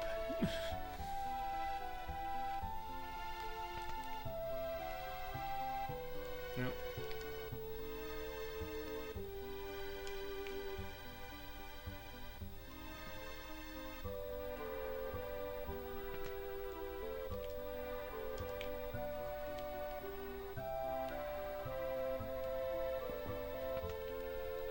That may have been the last one.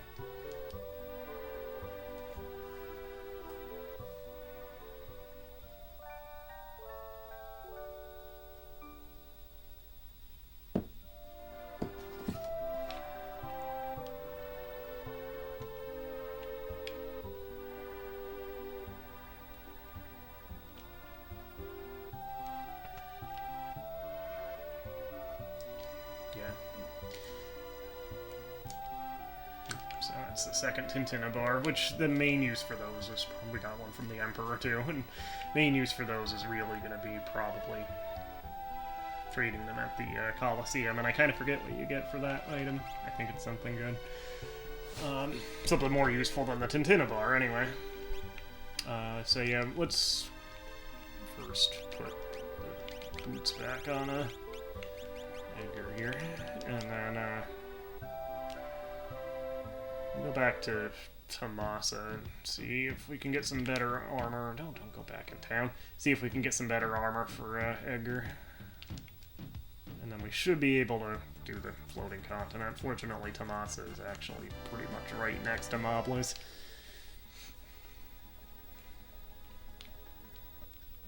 And double fortunately, the armor shop is right next to the entrance.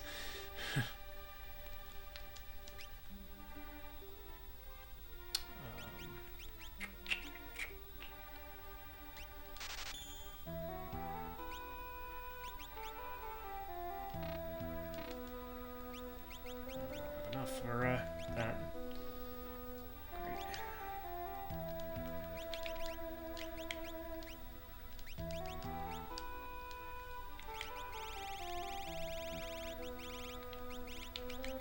No, we don't really need those. Probably. I don't know. May want to hang on to those.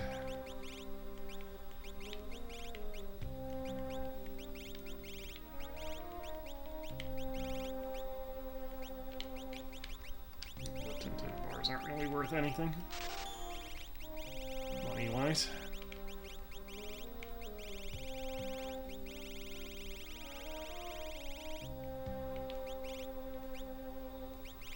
Kind of want to save those.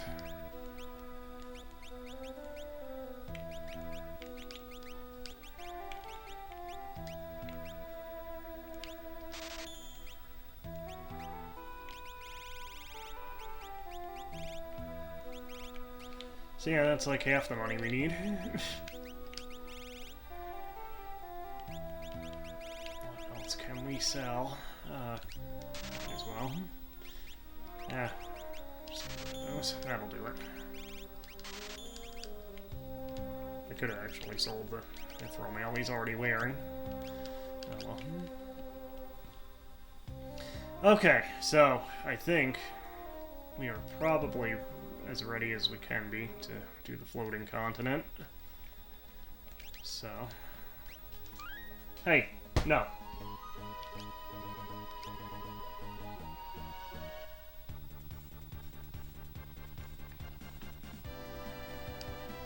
just gonna double up that save just to make sure.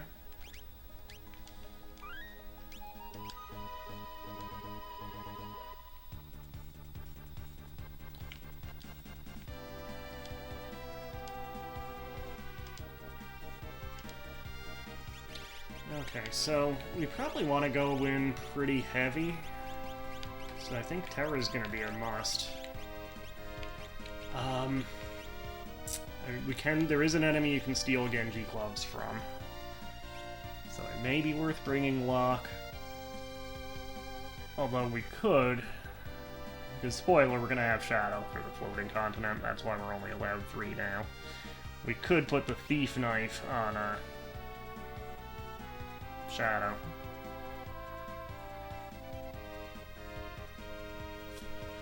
Actually, let's exit out of this. Because I think I have the Assassin Dagger on Locke.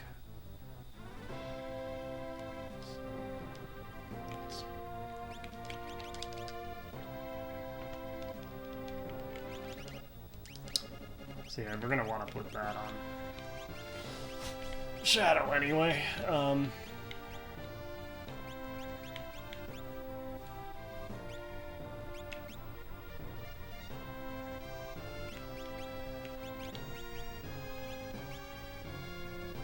See, I'm thinking we'll put one of the elemental swords on Locke for now. Since we're not using them, that'll free up the assassin and the thief knife. So we'll use Terra, we don't want to use, actually the one character we don't want to bring for this is Celeste, because she shows up in a cutscene at the end anyway, and then if she's in your party, you're actually down a character for the sort of escape sequence. So we want to probably use one of the brothers. And you know, I think I want to use Mog. I used Mog like the first successful run I did on the floating continent, and he's actually good for that part. So I feel like using him will be good again. Yeah, I think this will work. So let's put some espers on them.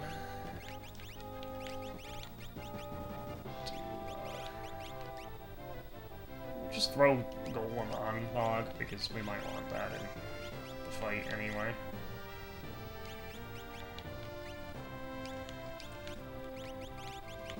So Zeke on a Terra.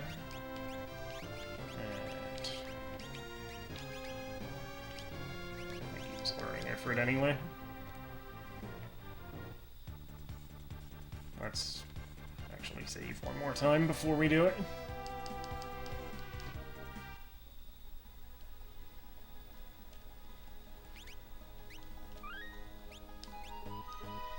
Okay, let's do it.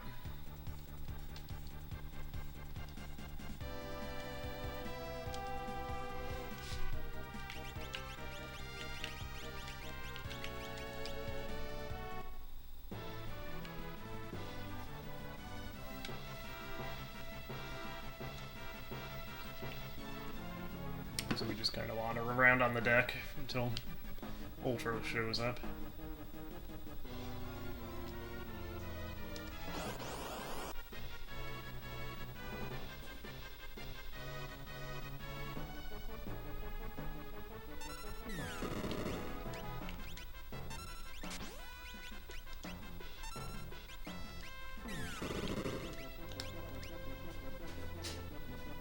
Tabby! I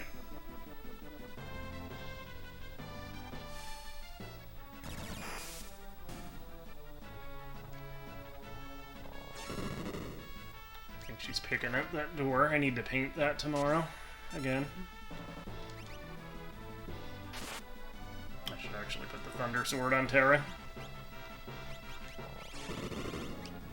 I'm actually second-guessing the Dragoon Boots on Mog right now, till he has more magic abilities. Let's get those off of him.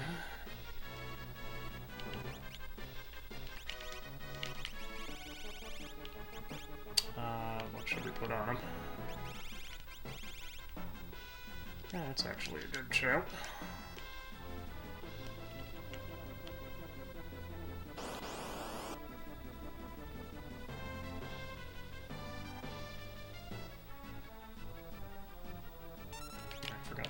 Blade. Do that.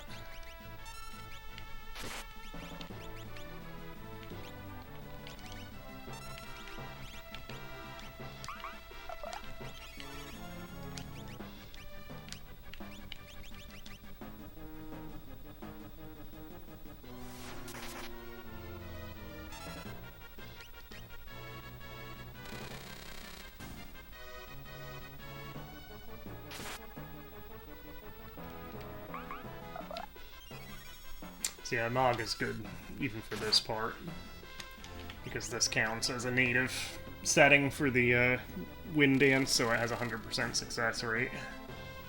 You can stumble using it, and yeah, that dance has the Sunbath healing move as one of its common attacks, and the Wind Slash is also effective, so yeah, Mog's a good choice for this part of the game. I have used him before, and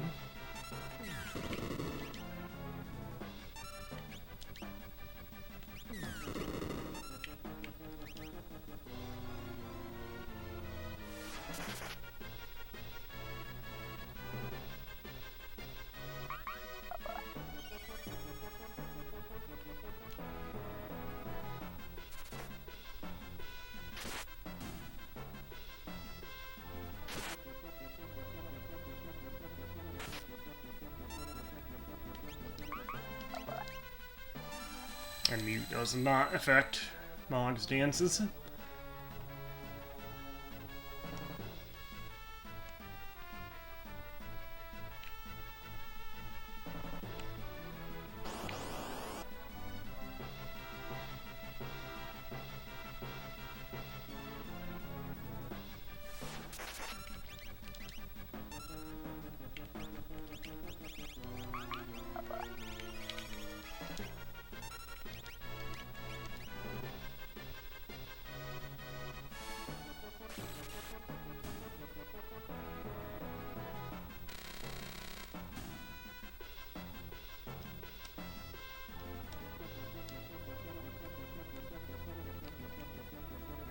So that's gonna be Ultros and Chupon.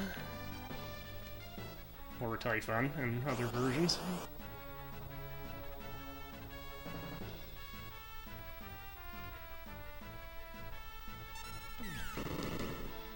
Settle down.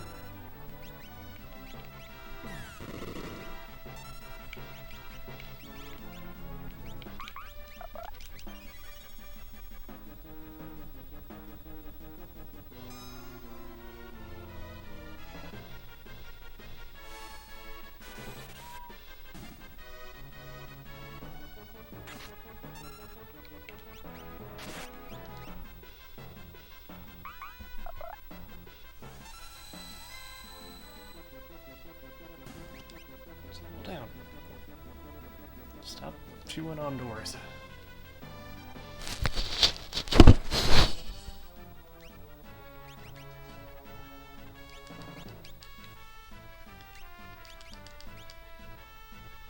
Sorry.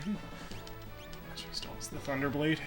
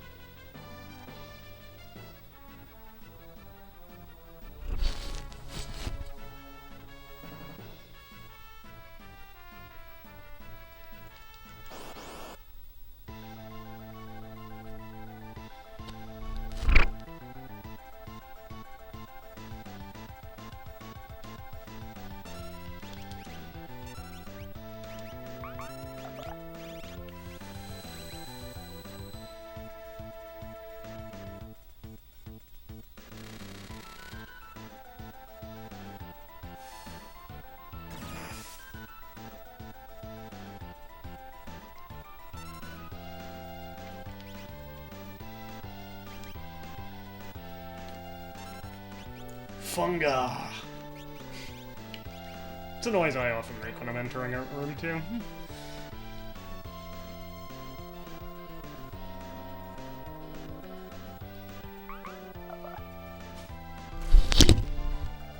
Yeah, I think that's a stone effect. Petrify effect, rather.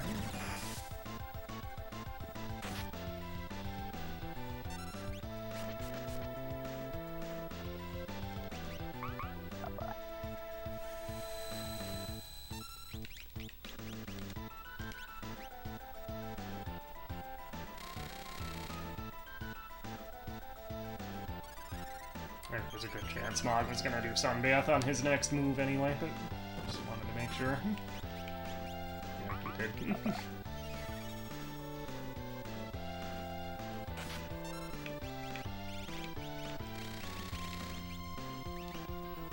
You only actually have to take out one of them.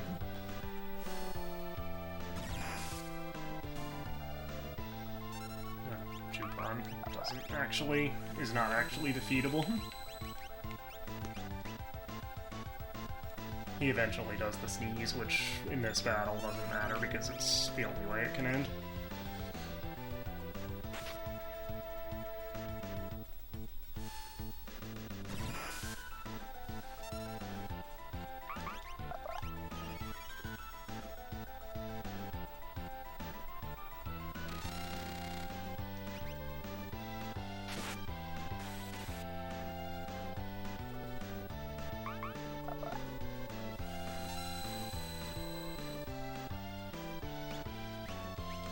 So yeah, it's just a triple sneeze, so we get knocked off the airship. And we have another boss fight right away.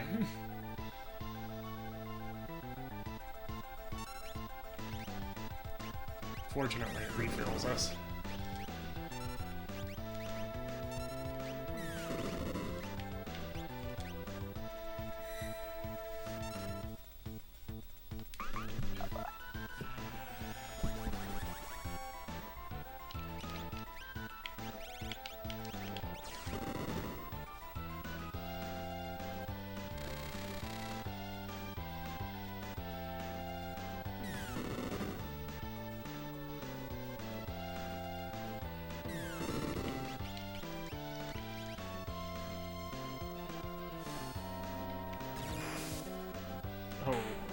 a nasty hit from Terra. That was over 9,000 damage in the World of Balance in the first half of the game. Morph Terra with a Bolt 2 on an enemy weak to lightning.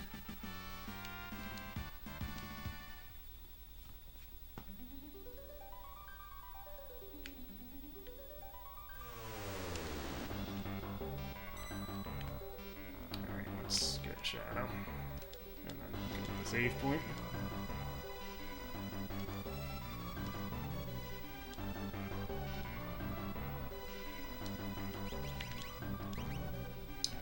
He's emptied out.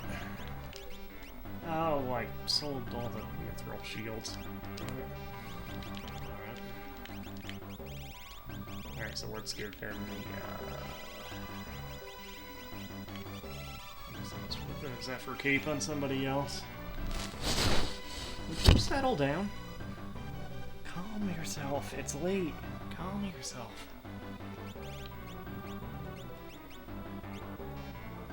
Yeah.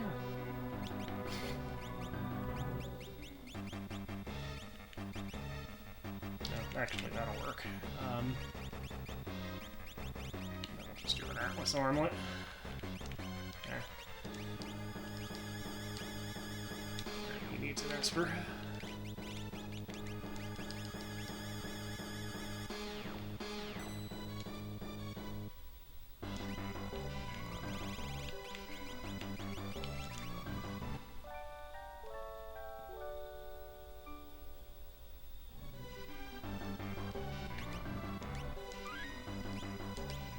Alright, so floating continent.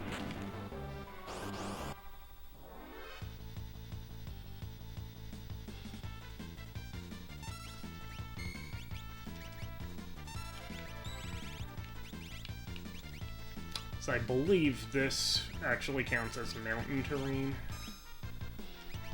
So let's try it.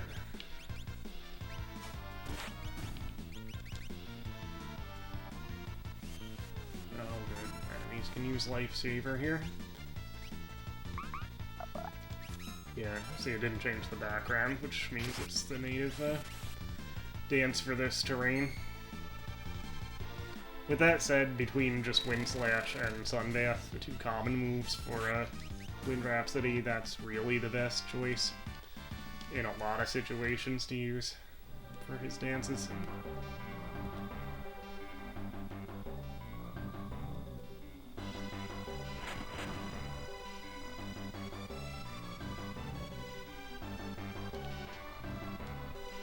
For Cyan.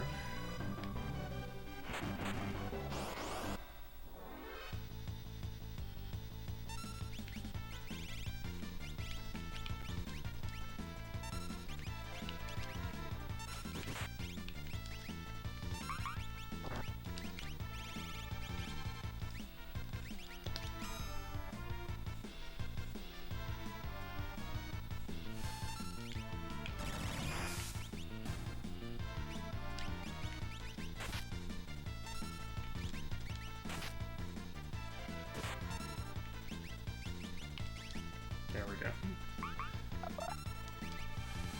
I was kind of hoping for Sunbath, actually, but that'll do.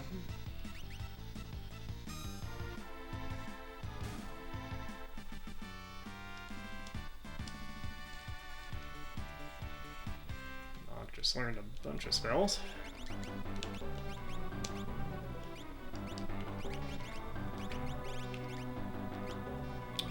So we'll probably want to put Golem back on him or someone, at least, at some point.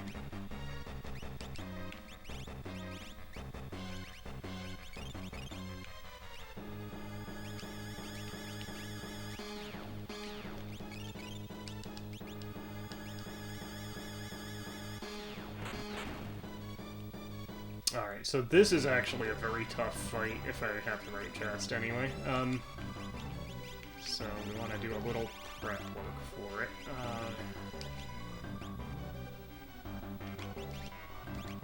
So yeah, we'll actually go back to Golem. And back that up with Phantom.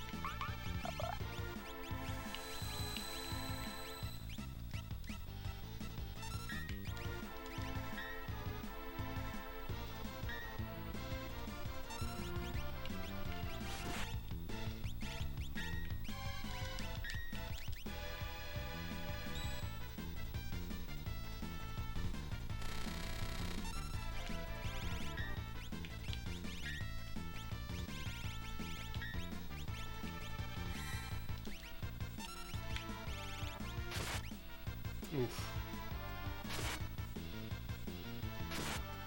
Hmm.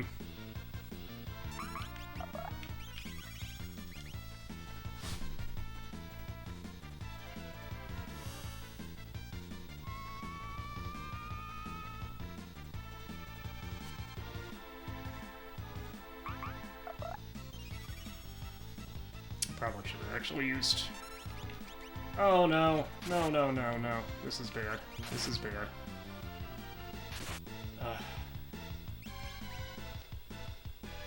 Probably can't escape either.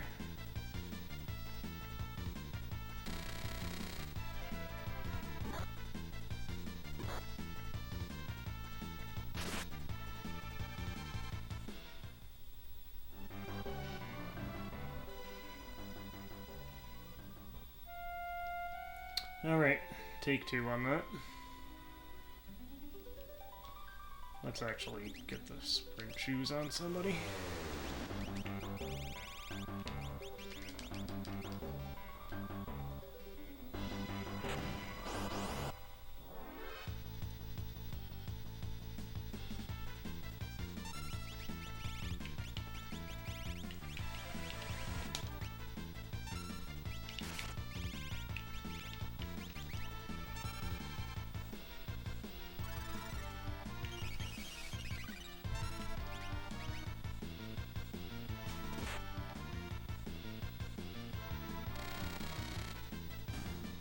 Guys you just want to take out as quickly as possible.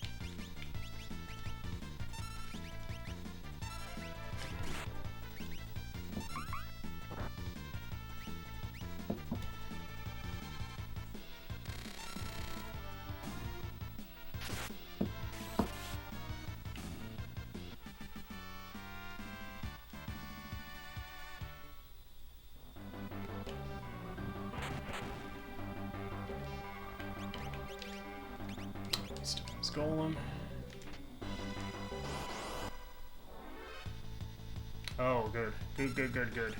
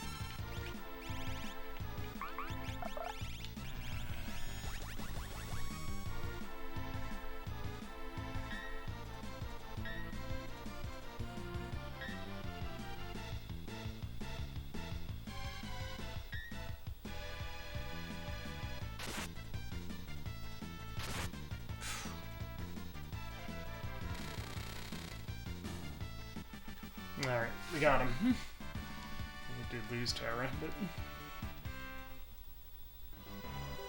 I think that's for... Is that for Cyan, or is that a... That's actually for Shadow, and it's not even that great a weapon. Yeah.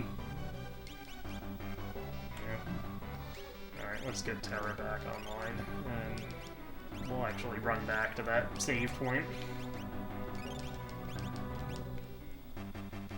Before we continue on.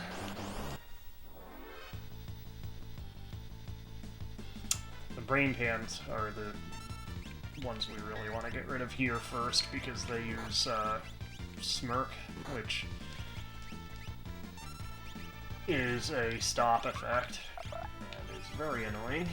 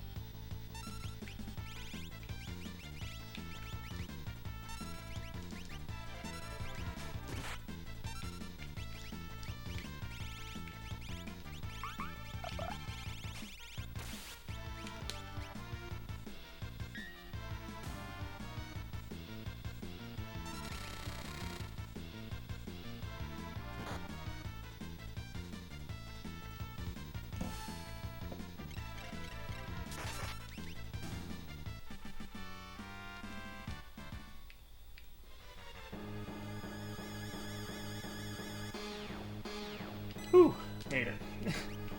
Alright, use a tent, save, and then we'll continue on.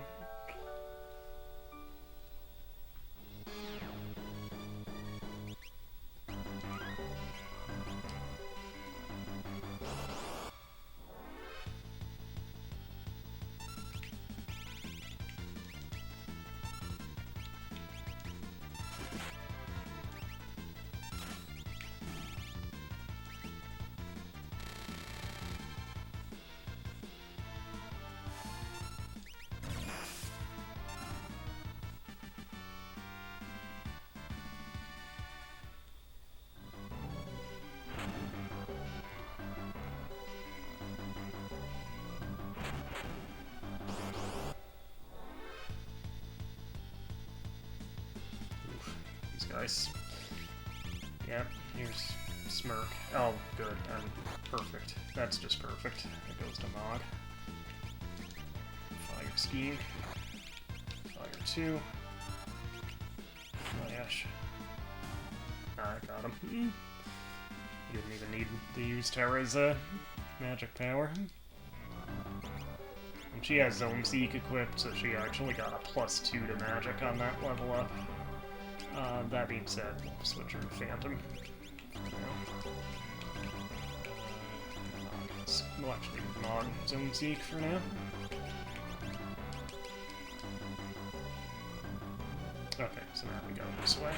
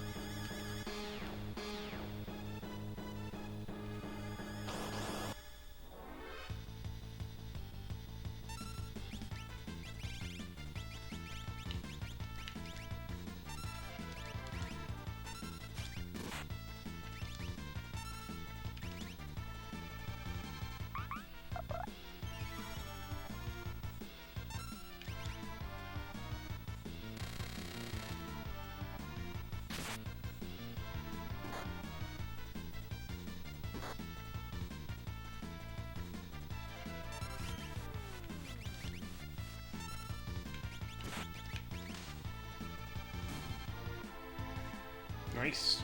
Got the instant death effect on the assassin knife. Actually, we don't want to do regular attacks on these things with the assassin knife, though, because these are undead, so that'll actually fully restore them if it goes off.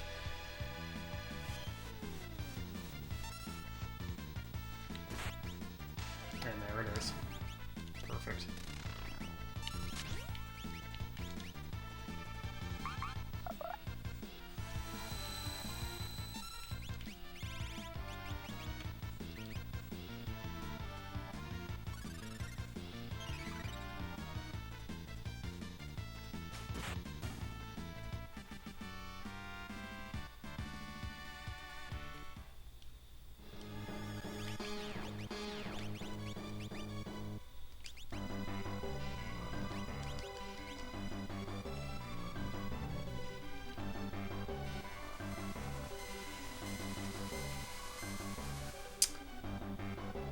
sure I'm on the right path.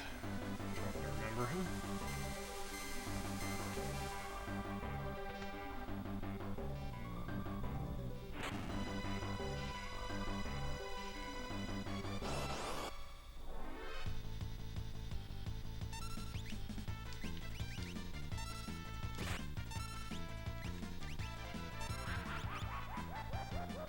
If we had Strider, we could actually learn that spell on him. Oh, log.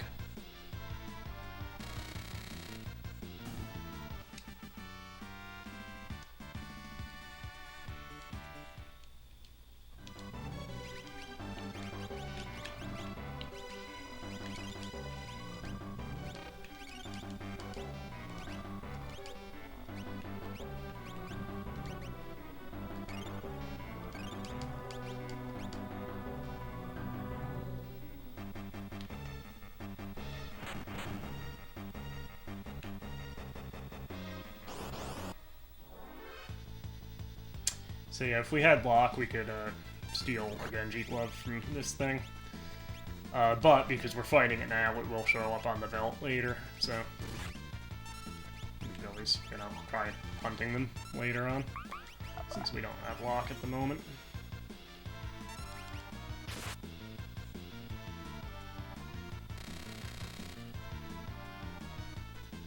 Oh, we can use Sneeze too.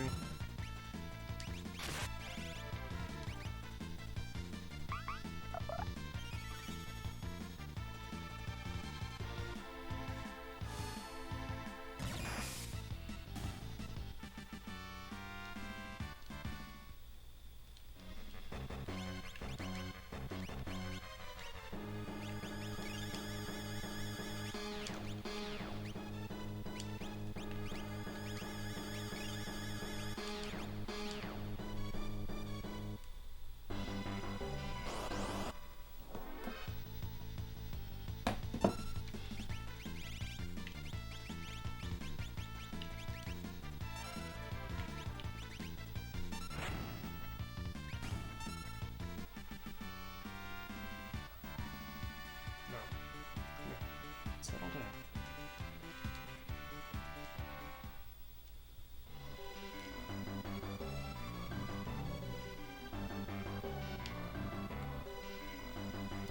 Nothing there. Hey, stop it. Settle down.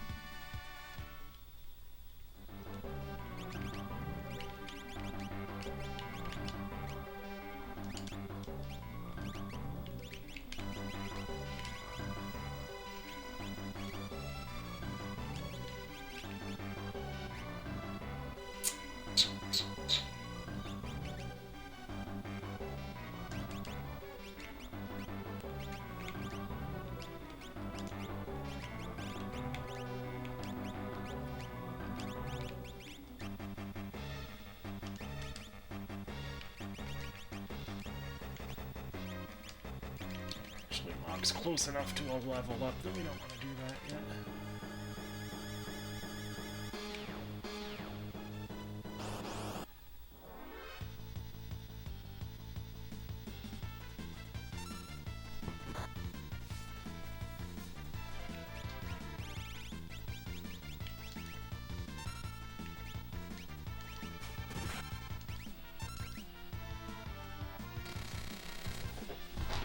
Stop it. Settle down.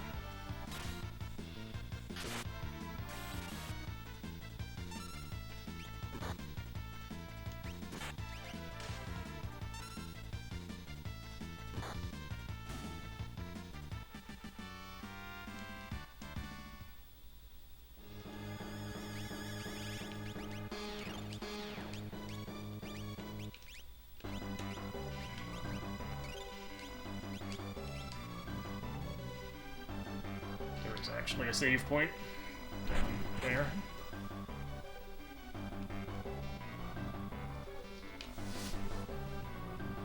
Really getting on my nerves.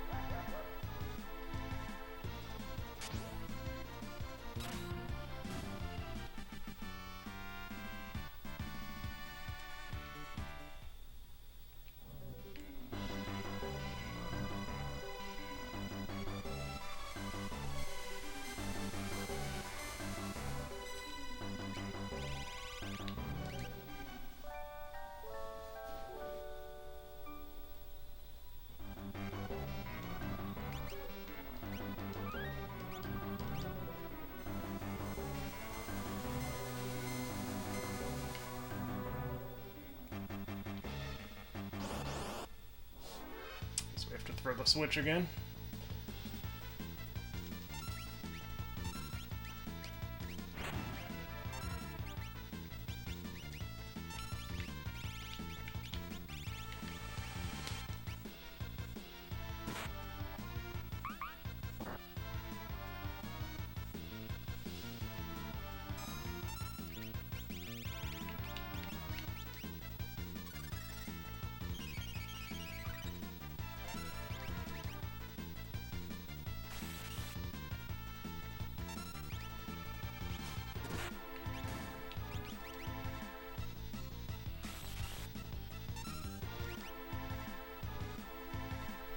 That's good timing, Mug. The sun death.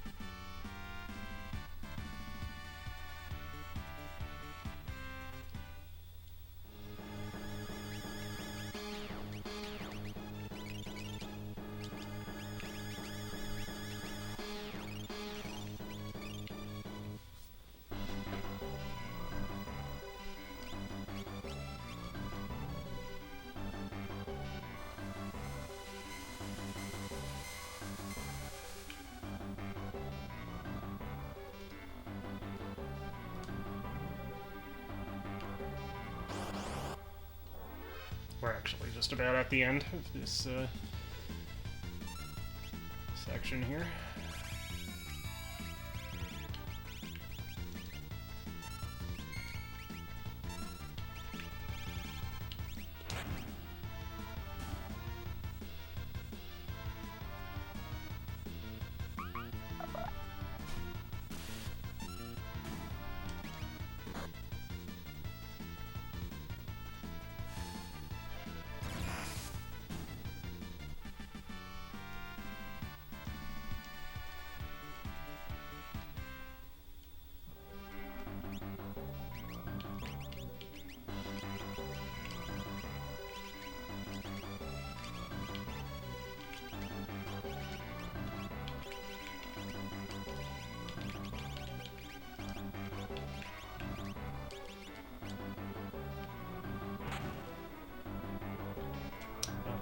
So, we do have Golem. Should probably put Zone Seek on somebody. Never use Zone Seek for this fight. So this is the boss, obviously. My name is Atma. I am pure energy, and as ancient as the cosmos. Feeble creatures, go. Speech didn't end quite as badass as it started, so we're actually gonna get Zone Seek and Golem up first and foremost.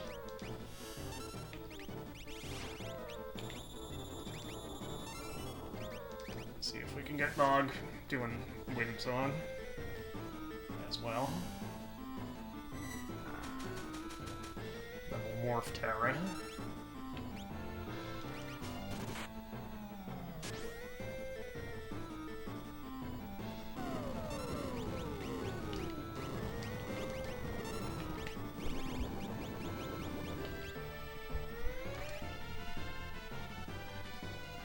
Alright, so hopefully the Windsong Sunbath will handle healing for us for the most part. Unless we get into an emergency situation.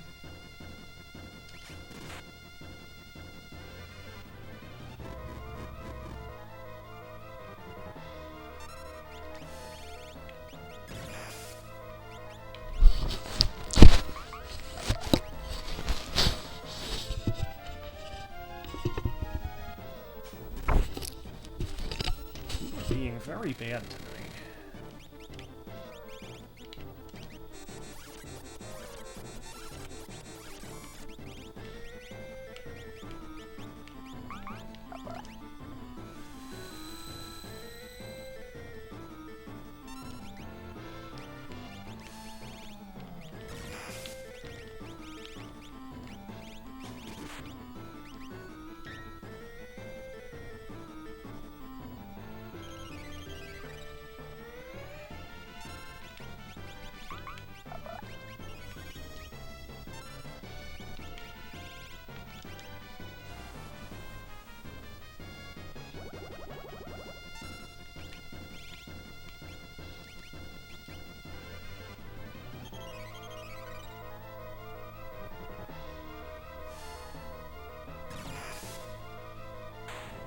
Got him. That was fairly effective, you know,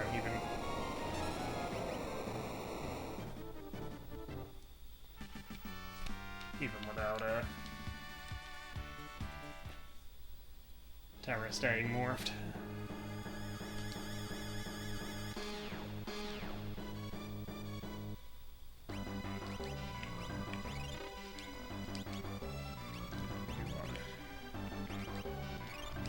Something for MP.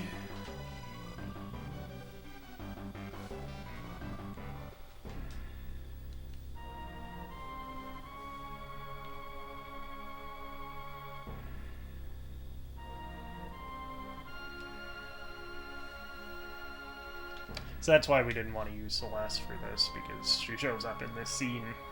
Whether she's if she's not in your party, she shows up. So, if she's already in your party, she actually puts you down a character for the escape sequence.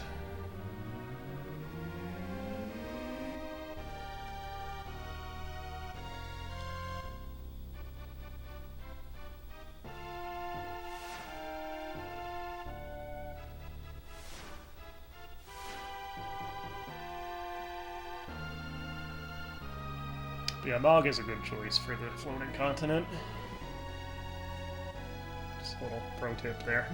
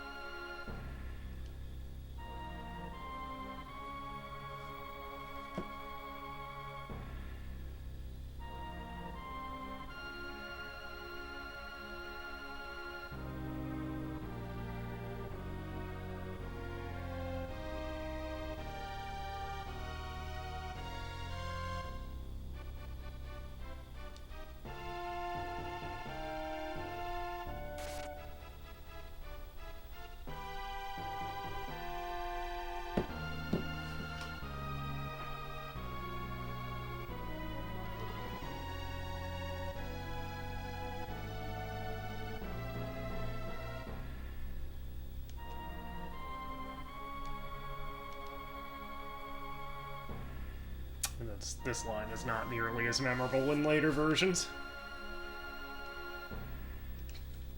Because they basically cut out all of the I hate part.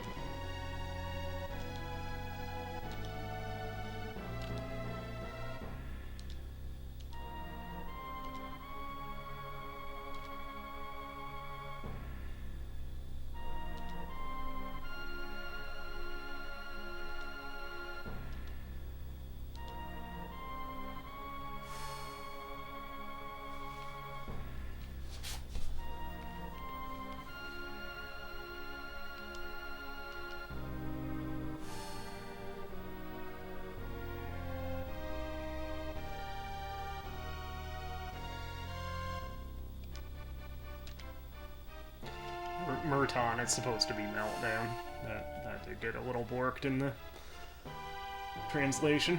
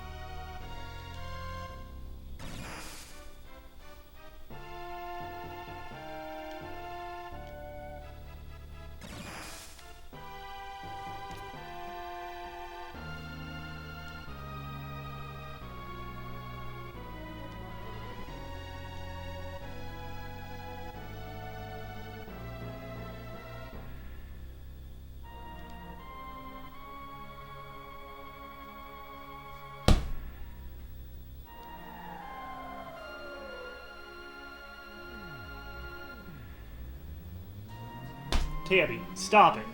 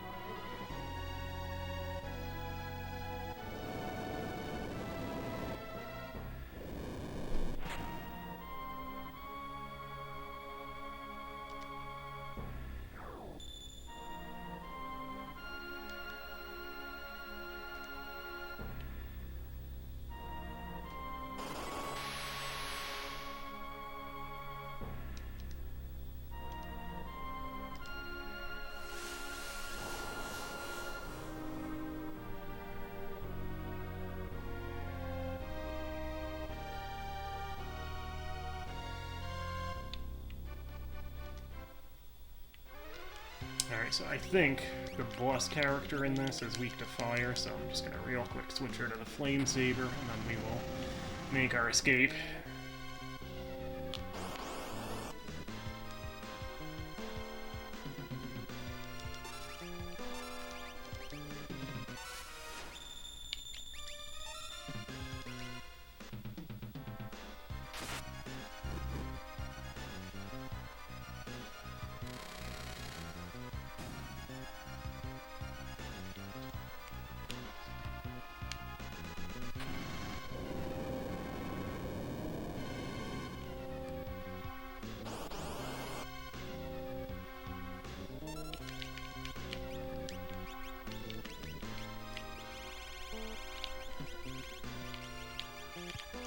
Another Flame Saber. It must be equipped on somebody. Alright.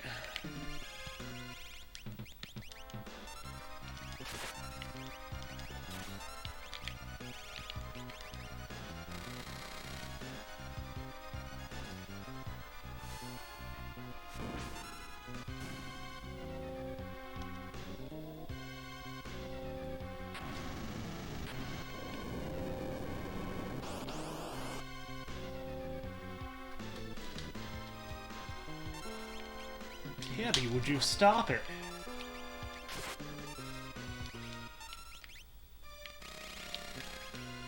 Hey, get down.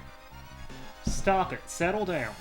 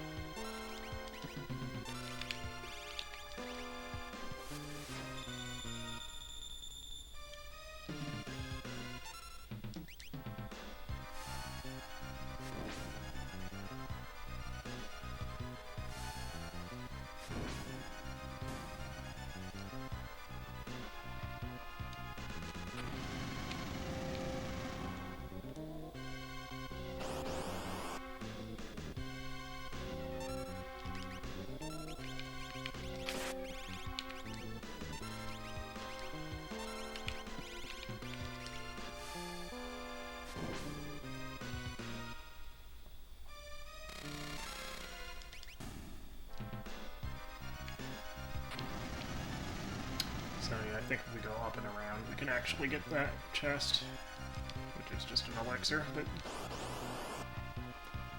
So this is the sort of mini-boss character here.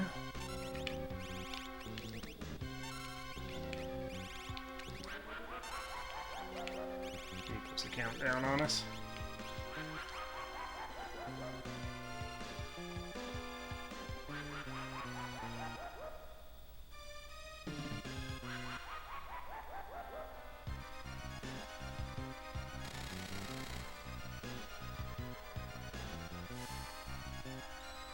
Oh, shoot. Forgot he had wall on.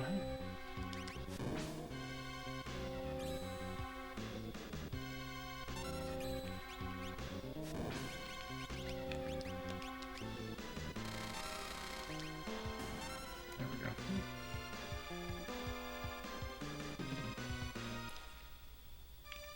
Okay, so, as you could guess, we gotta wait for Shadow. And because this plays out in real time, I am going to be right back. See if I can get this cat to calm down. Be right back.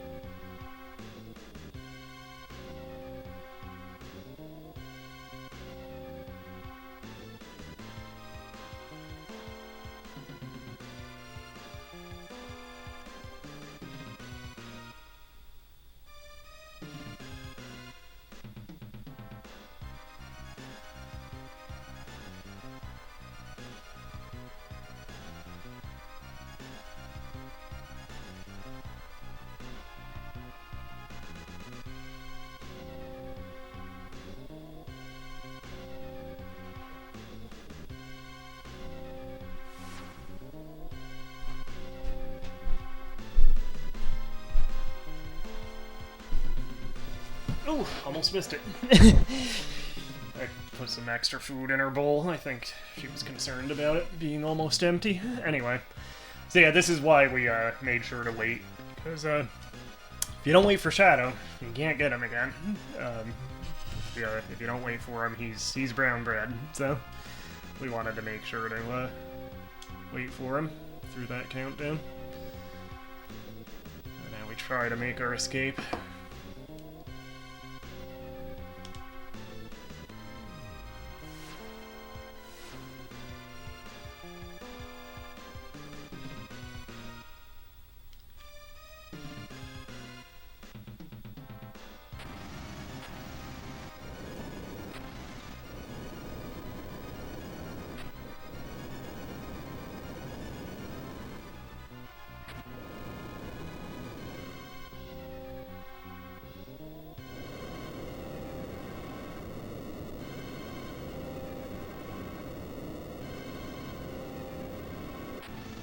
Oh.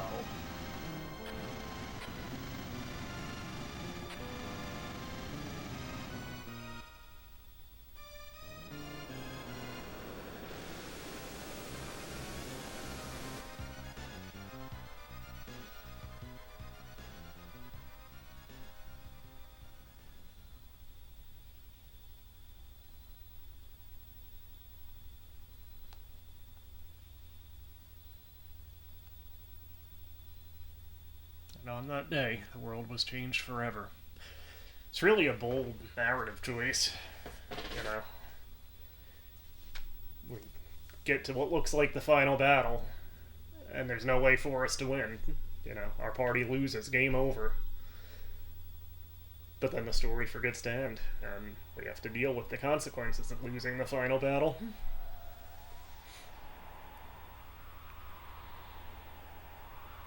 We tried so hard and got so far, but in the end, it doesn't even matter. We had to fall to lose it all.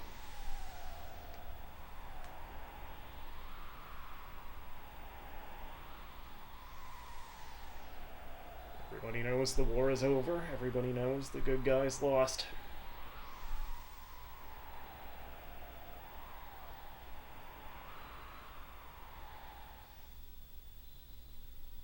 And of course, what had for most of the game up to this point been kind of a, you know, the second string comedy villain has now taken over the story. I often think of Kafka's transformation in terms of the famous story of the elevator pitch for Breaking Bad that Vince Gilligan gave AMC. The elevator pitch was just Mr. Chips becomes Scarface. And Kafka is kind of similar. In his case, it's the Joker becomes God. But yeah, everything we cared about in the first half of the game, the whole Returners versus the evil Empire, you know, all of that we were fighting for, all of that's over now. The Returners are gone, the Empire's gone. None of it mattered. So, very, very bold narrative choice. And one of the things that I think really does make this game stand out, I mean, as much as, you know, Golbez and Sephiroth and characters like those are memorable villains. I know Golbez was not the final villain. Actually, he became a good guy by the end of Final Fantasy IV. But yeah, you know, even Sephiroth, as much as they tried to conquer, and conquest wasn't necessarily Sephiroth's first goal, but it was kind of the means to an end for his goals. But yeah, I mean, none of the others succeeded. Kefka actually wins. And now we have to deal with it. But by we, we're down to only one party member. Celeste wakes up alone with Sid, but Sid, of course, is not a fighter.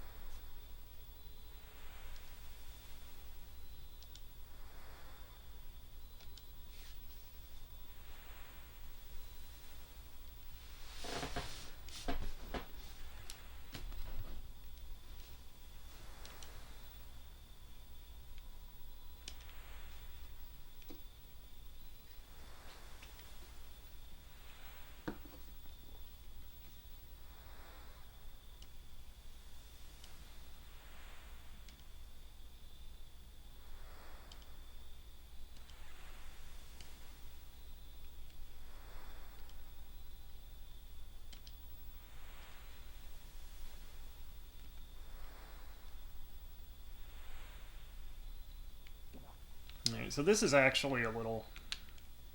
I wouldn't necessarily call it a mini-game, but kind of a plot here, for lack of any other term, where we catch fish to try to save Sid. Frankly, the scene that plays out if Sid does not make it is actually better than if he does. Where are the sprint shoes? Where are my sprint shoes? There they are. Yeah, frankly, the scene is better if Sid doesn't make it. But I think, for our purposes, we'll just kind of let it play out as, you know, let whatever happens, happens. So you're supposed to catch the fastest fish to give to him, but the fastest fish don't always show up, so sometimes you just have to catch what's there, or leave the screen to reload it, to respawn them. So yeah, we'll just kind of see what happens. I'm not gonna specifically save Sid, make sure to only feed him the fastest fish. We'll catch the best fish that shows up each time we go here. So yeah, whatever will be, basically. And once we see this play out, however it does play out, then we'll save and quit, because I know this part is running very long. We're at 3 hours 10 right now. That auction, that interminable auction hunting, did a lot to drag this out. Yeah, see, like here, they don't give a fast fish, they just have 2 slow ones. So that'll actually knock his health back a little bit.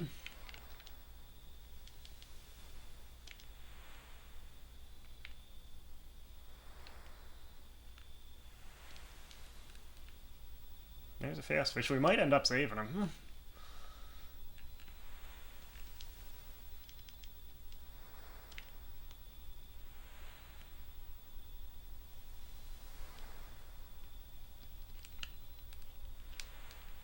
At this rate, yeah, we might end up saving him. So I'll tell you what happens if we do end up saving him in the version of the scene that plays out if you don't. Because, again, frankly, it is better if he doesn't survive.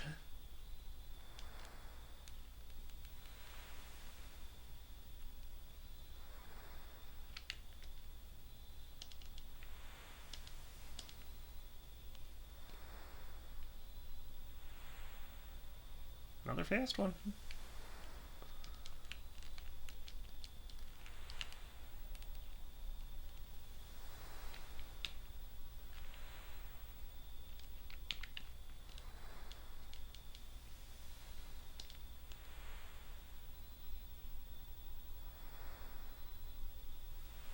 Yeah, I think the game wants him to survive this time. Keeps giving us fast fish.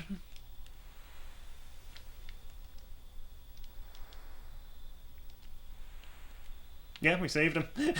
Okay.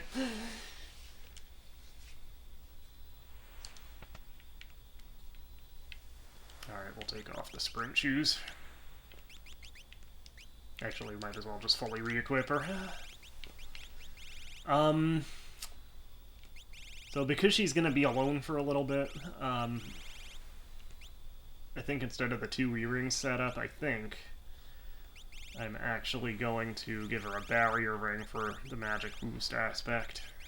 Where are the barrier rings? There we go. And I'll give her the ribbon for status protection. And then here we'll give her the break blade, gold shield. Might as well give her her magus hat and her white dress.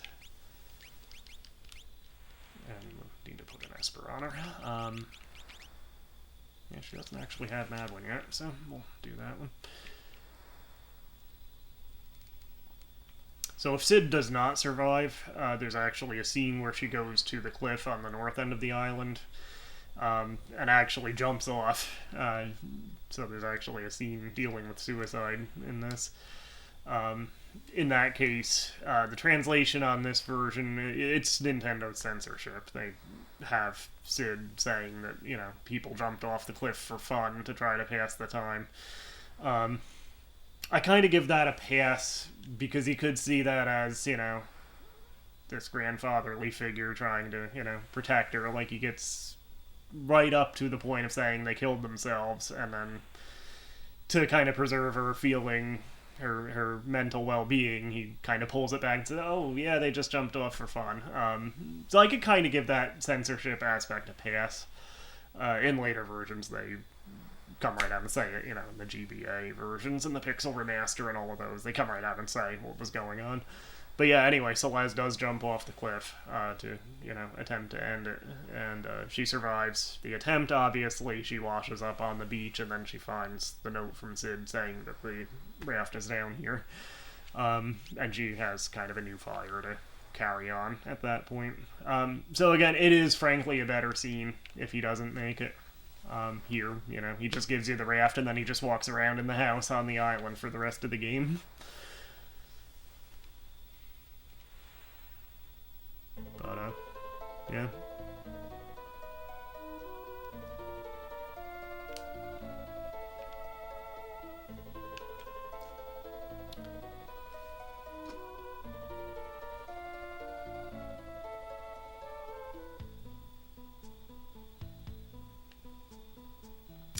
With the raft, Celeste now has her freedom to try to find all of her friends, and then to, even though he's already succeeded in conquering the world, to take down Kefka as a matter of principle and to try to provide the world a future. So Celeste has her freedom, and as a wise man once said, freedom's just another word for nothing left to lose. And that one's for you, Chris. Rest in peace.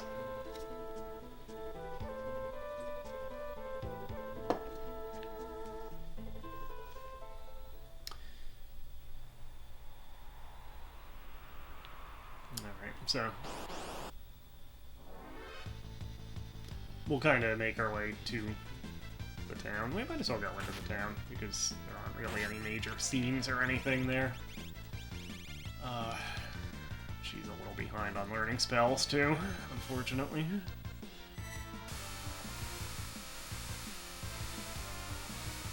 It might even be a good idea to put her in the back row while she's alone.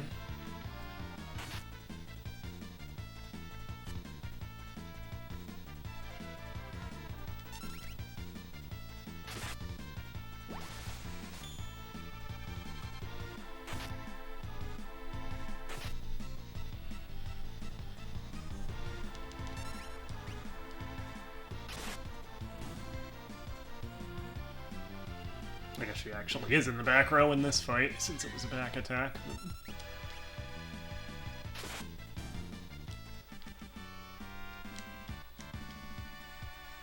I wonder if they have one of those long-range weapons for her, actually, because I think I sold all of them.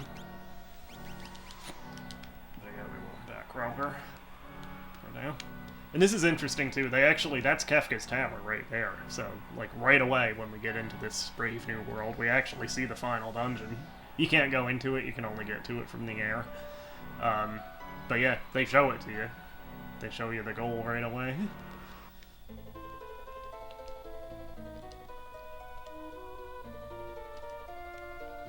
Alright, so we do want to come back to the item shop, but, I think the weapon shop's over here. We'll go to that first. This line is screwed up, too. He's not actually supposed to say she looks like the man who came through recently. He's just supposed to say that the man who... I'll spoil it since we won't see it till the next part. It turns out to be Sabin. He means to say that Sabin had the same look in his eye, the same look of determination. So, yeah, he's not actually supposed to say that Celeste looked like him. Oh, they only have the elemental swords here. That stinks. Oh well. That guy doesn't have anything new to say.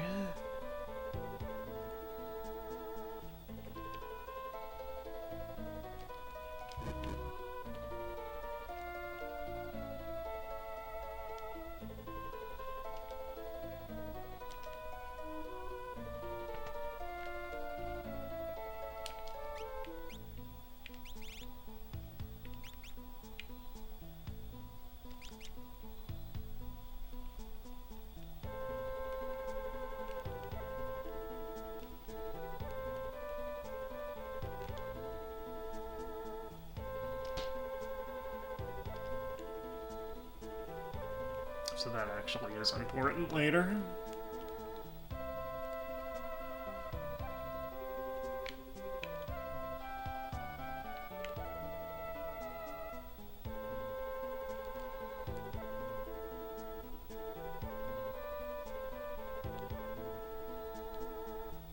No reason to come down there.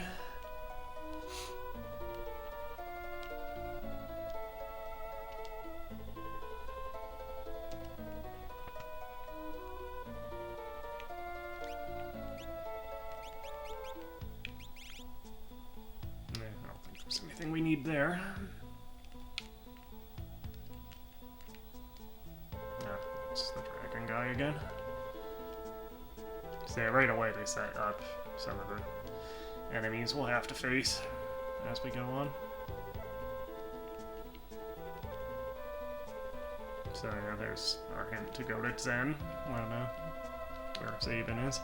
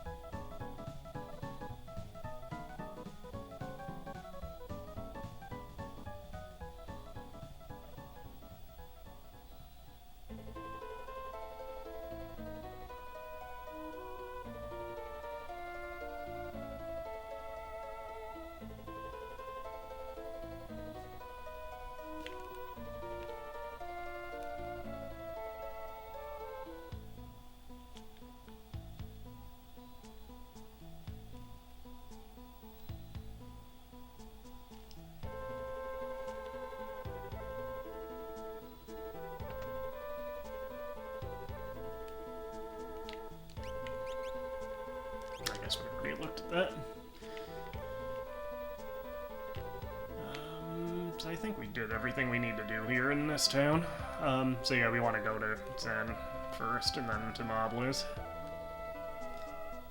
And we'll do that next time.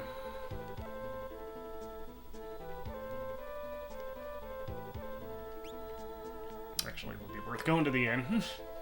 Sorry, should have done that already. I do regret now not saving like the Morning Star or one of the back row weapons for Celeste. She's not going to be using Runic when she's alone in the party anyway.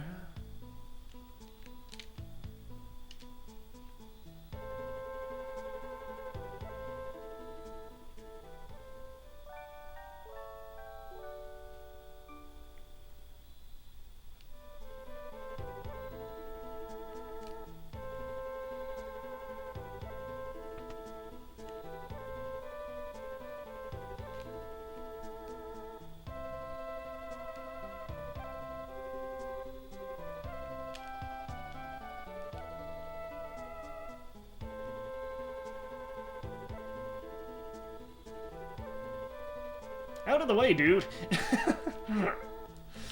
Jeez. The moments like that, you really miss being able to jump over the NPCs like in Mystic Quest. Alright. Alright, we'll drop a save here. Oh!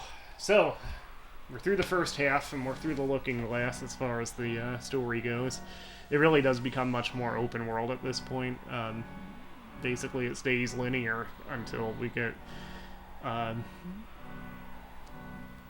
three more characters overall. But we'll want to get, you have to get two, but we'll obviously want to get all three of the next three characters back. But yeah, after that, once you get, spoiler, an airship, the game really opens up and becomes pretty much non-linear. It has a whole bunch of quests that you can do, but you can do them in any order. You can get the characters back in just about any order, with the exceptions of there's a couple that you can only get with certain characters already in your party. But yeah, we'll start to tackle some of that next time. Certainly we'll get Sabin back, since we spoiled he's the next one to find already. But yeah, we'll carry on from there. Fill out our party ranks some more. Probably not get all of them in the next part, but yeah, start working towards that final goal of storming Kefka's tower. So, if you stuck with it this long, we're almost at 3.5 hours, but if you stuck with it this long, thanks for watching. If you fast-forwarded through the auction house part, I do not blame you one bit. That was painful.